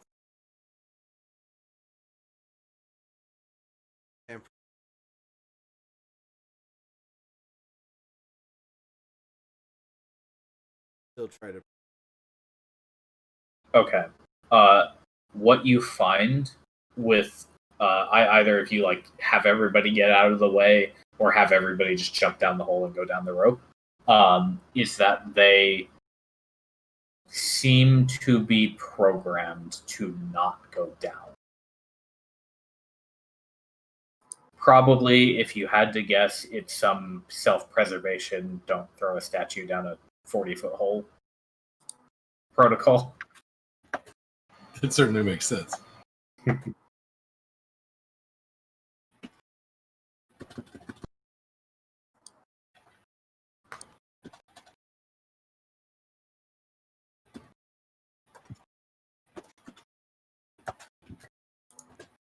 But additionally, they don't have any features of a bowl either.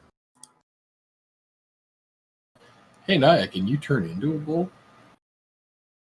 no. That's She's probably seen a bull at some point. Yeah, it's not on my list, so that's what I was looking at. Yeah, She's I like, mean, huh, cow? your list is things we have stats for, but I mean, you've got what, like a Ape, bear, boar, cat, constrictor, crocodile, draft horse, elk, giant lizard, giant wolf, mastiff, mule, spider, and wolf. yeah. I mean, you've seen a horse. I'm sure she's seen a cow and a bull at some point in her life. the real key to the bull was the enchantment. Yeah, I'm just curious how well they actually plan their security. Right. Could you be an airsats bull? Like maybe it's pictographic. You could Albus try. Tavern, I'll after say drinking a little bit and hearing So- this, Sure, acts like a bull and puts his hands up to his head, and real thinking the bull runs into the wall. am I a bull? That's not you on my can- list. You can be a bull. Okay. And if Assuming you I want just to, bounce off of it. if you want to be a bull and charge into the wall, I mean, I would walk at it, but Charge gently. That'd probably kill me. gently charge. Albus Tavern did it while drunk. Didn't do anything. Yeah, Albus Tavern face planted. He's fine. Okay, yeah. So consider me shapeshifted or wild shaped. How big of a bull am I? I think bulls are large, probably. But I mean, they're like horses. Orok. Well, Yeah. it's bigger than a draft horse, but not by a lot. Yeah. You're average bull. yeah. So, Oh. if you try to ram the wall with any force, you will you'll basically get the kind of same thing that Montlarin got when he hit it with his sword, which is that you will get the ringing of being repelled through your skull. Can't say I'm surprised. Yeah, I mean, I don't know that it was actually worth a shot, but thanks for indulging me. Well, I really do want to see our doe-eyed friend again. I really think he would be such a sight for sore eyes. He always seemed to have a good eye for magic. He is far north at this point, so you may hear from him soon.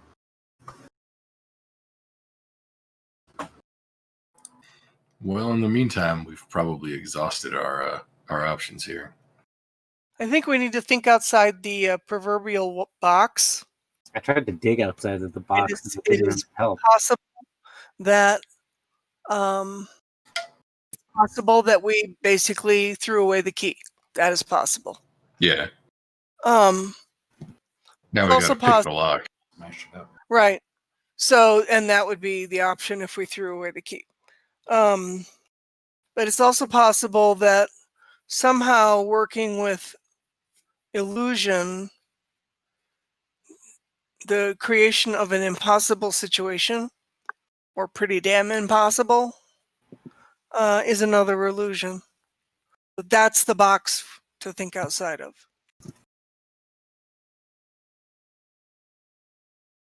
I don't know that it will have any value or do any good. Well, but yeah, I will just tell you during the time that you were in here, Nimbus did do a lot of detecting magic, and he wasn't able to detect anything besides the stuff that you've encountered already.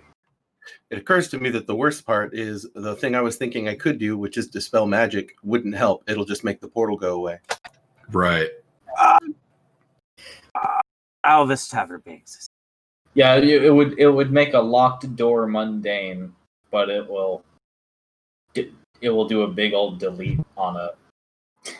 We can't even go and just see Van now. No, don't you see? We need to now go talk to what's her face. Or we just give up because it's really not worth our time anymore. The key. Yeah. Well, If the goal was to keep the world safe from it, we did. we did. Albus Tavern looks off in the lock. completely fucking flabbergasted. Yeah, but Alvis Tavern didn't want to throw away the key. He wanted to use it. So that makes sense. Save the Not world. everybody agreed with that. the key was uncooperative. I am telling on you.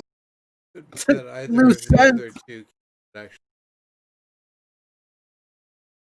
That is a possibility. I mean, regardless, whatever we do next, we probably want to talk to Decus about it, and like we're basically done here. Yeah, what kind of magic did you say it was? Abjuration? Yep. Yes. And what kind of magic is that? It's Generally, like warding that's- magic. Yeah, generally Say that's what? protective. Okay. So like wards, barriers, things like that. Yeah. Mm-hmm. So shall we head back to the obelisk we just set up? Yeah, I mean, Decus is there. He's our best wizard. If he has, if anyone has an idea, it's probably him. The Yeah, witch that makes is also sense. here, and she is familiar-ish with the tech.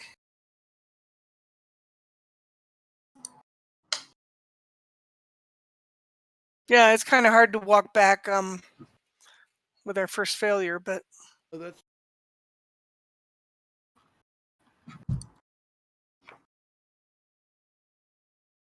Likewise, I was also saying maybe the Redshift might actually work in our benefit here.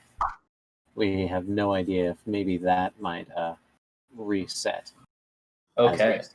So Redundant. we will have you guys go back to the new obelisk, and by the time you get there, the Redshift will begin. I think what we'll do is next time we'll reconvene with Dex and Arsa and let them know about what's happened here and get any information you can glean from them. For now, you guys are going to get hang on. Quick math.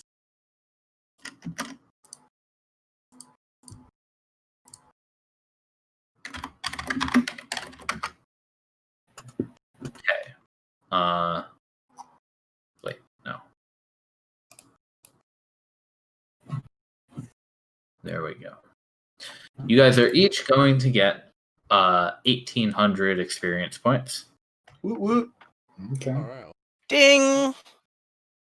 Yep, that's a level. So everybody can level on their own time, but if you guys want to roll HP now, that would be good. And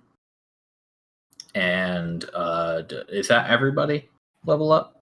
No, I'm still. No. I was already level. But yeah. I'm still at 900. How many XP? 1,800. 18. 1,800. Holmes give a lot. Wow. Sweet.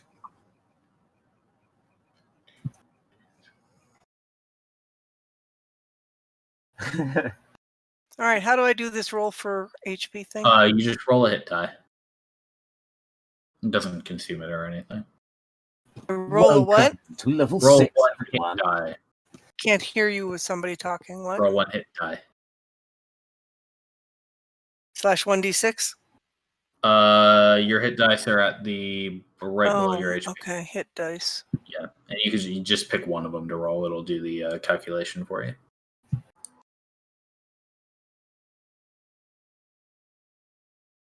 Click on the actual number where it says like D6 or D8, and then it'll ask you how many you want to roll. It's not doing it. Uh, Oh, that's why. Input value. yeah. there you HD. go. What do I say? You say Just one. It's Just how many one? do you want to roll? 5. All right. So you get +5 max HP. Oh shit! Really? That's awful. I only rolled a 1.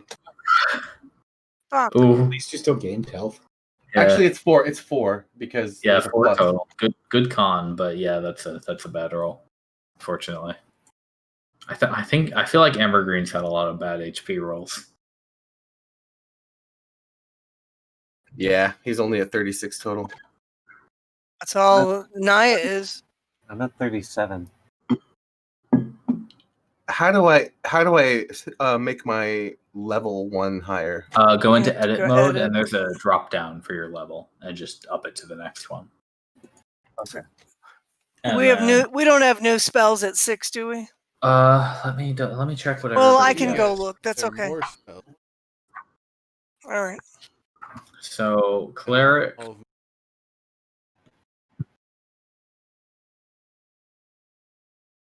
Nice. get one more use of channel divinity and a new divine domain feature. Druid gets a druid circle feature. Cool. All right. Thank you. I'll make a note. And yeah, wizard gets all the way at the end. Arcane tradition feature. Can't wait to get more proficiency in things.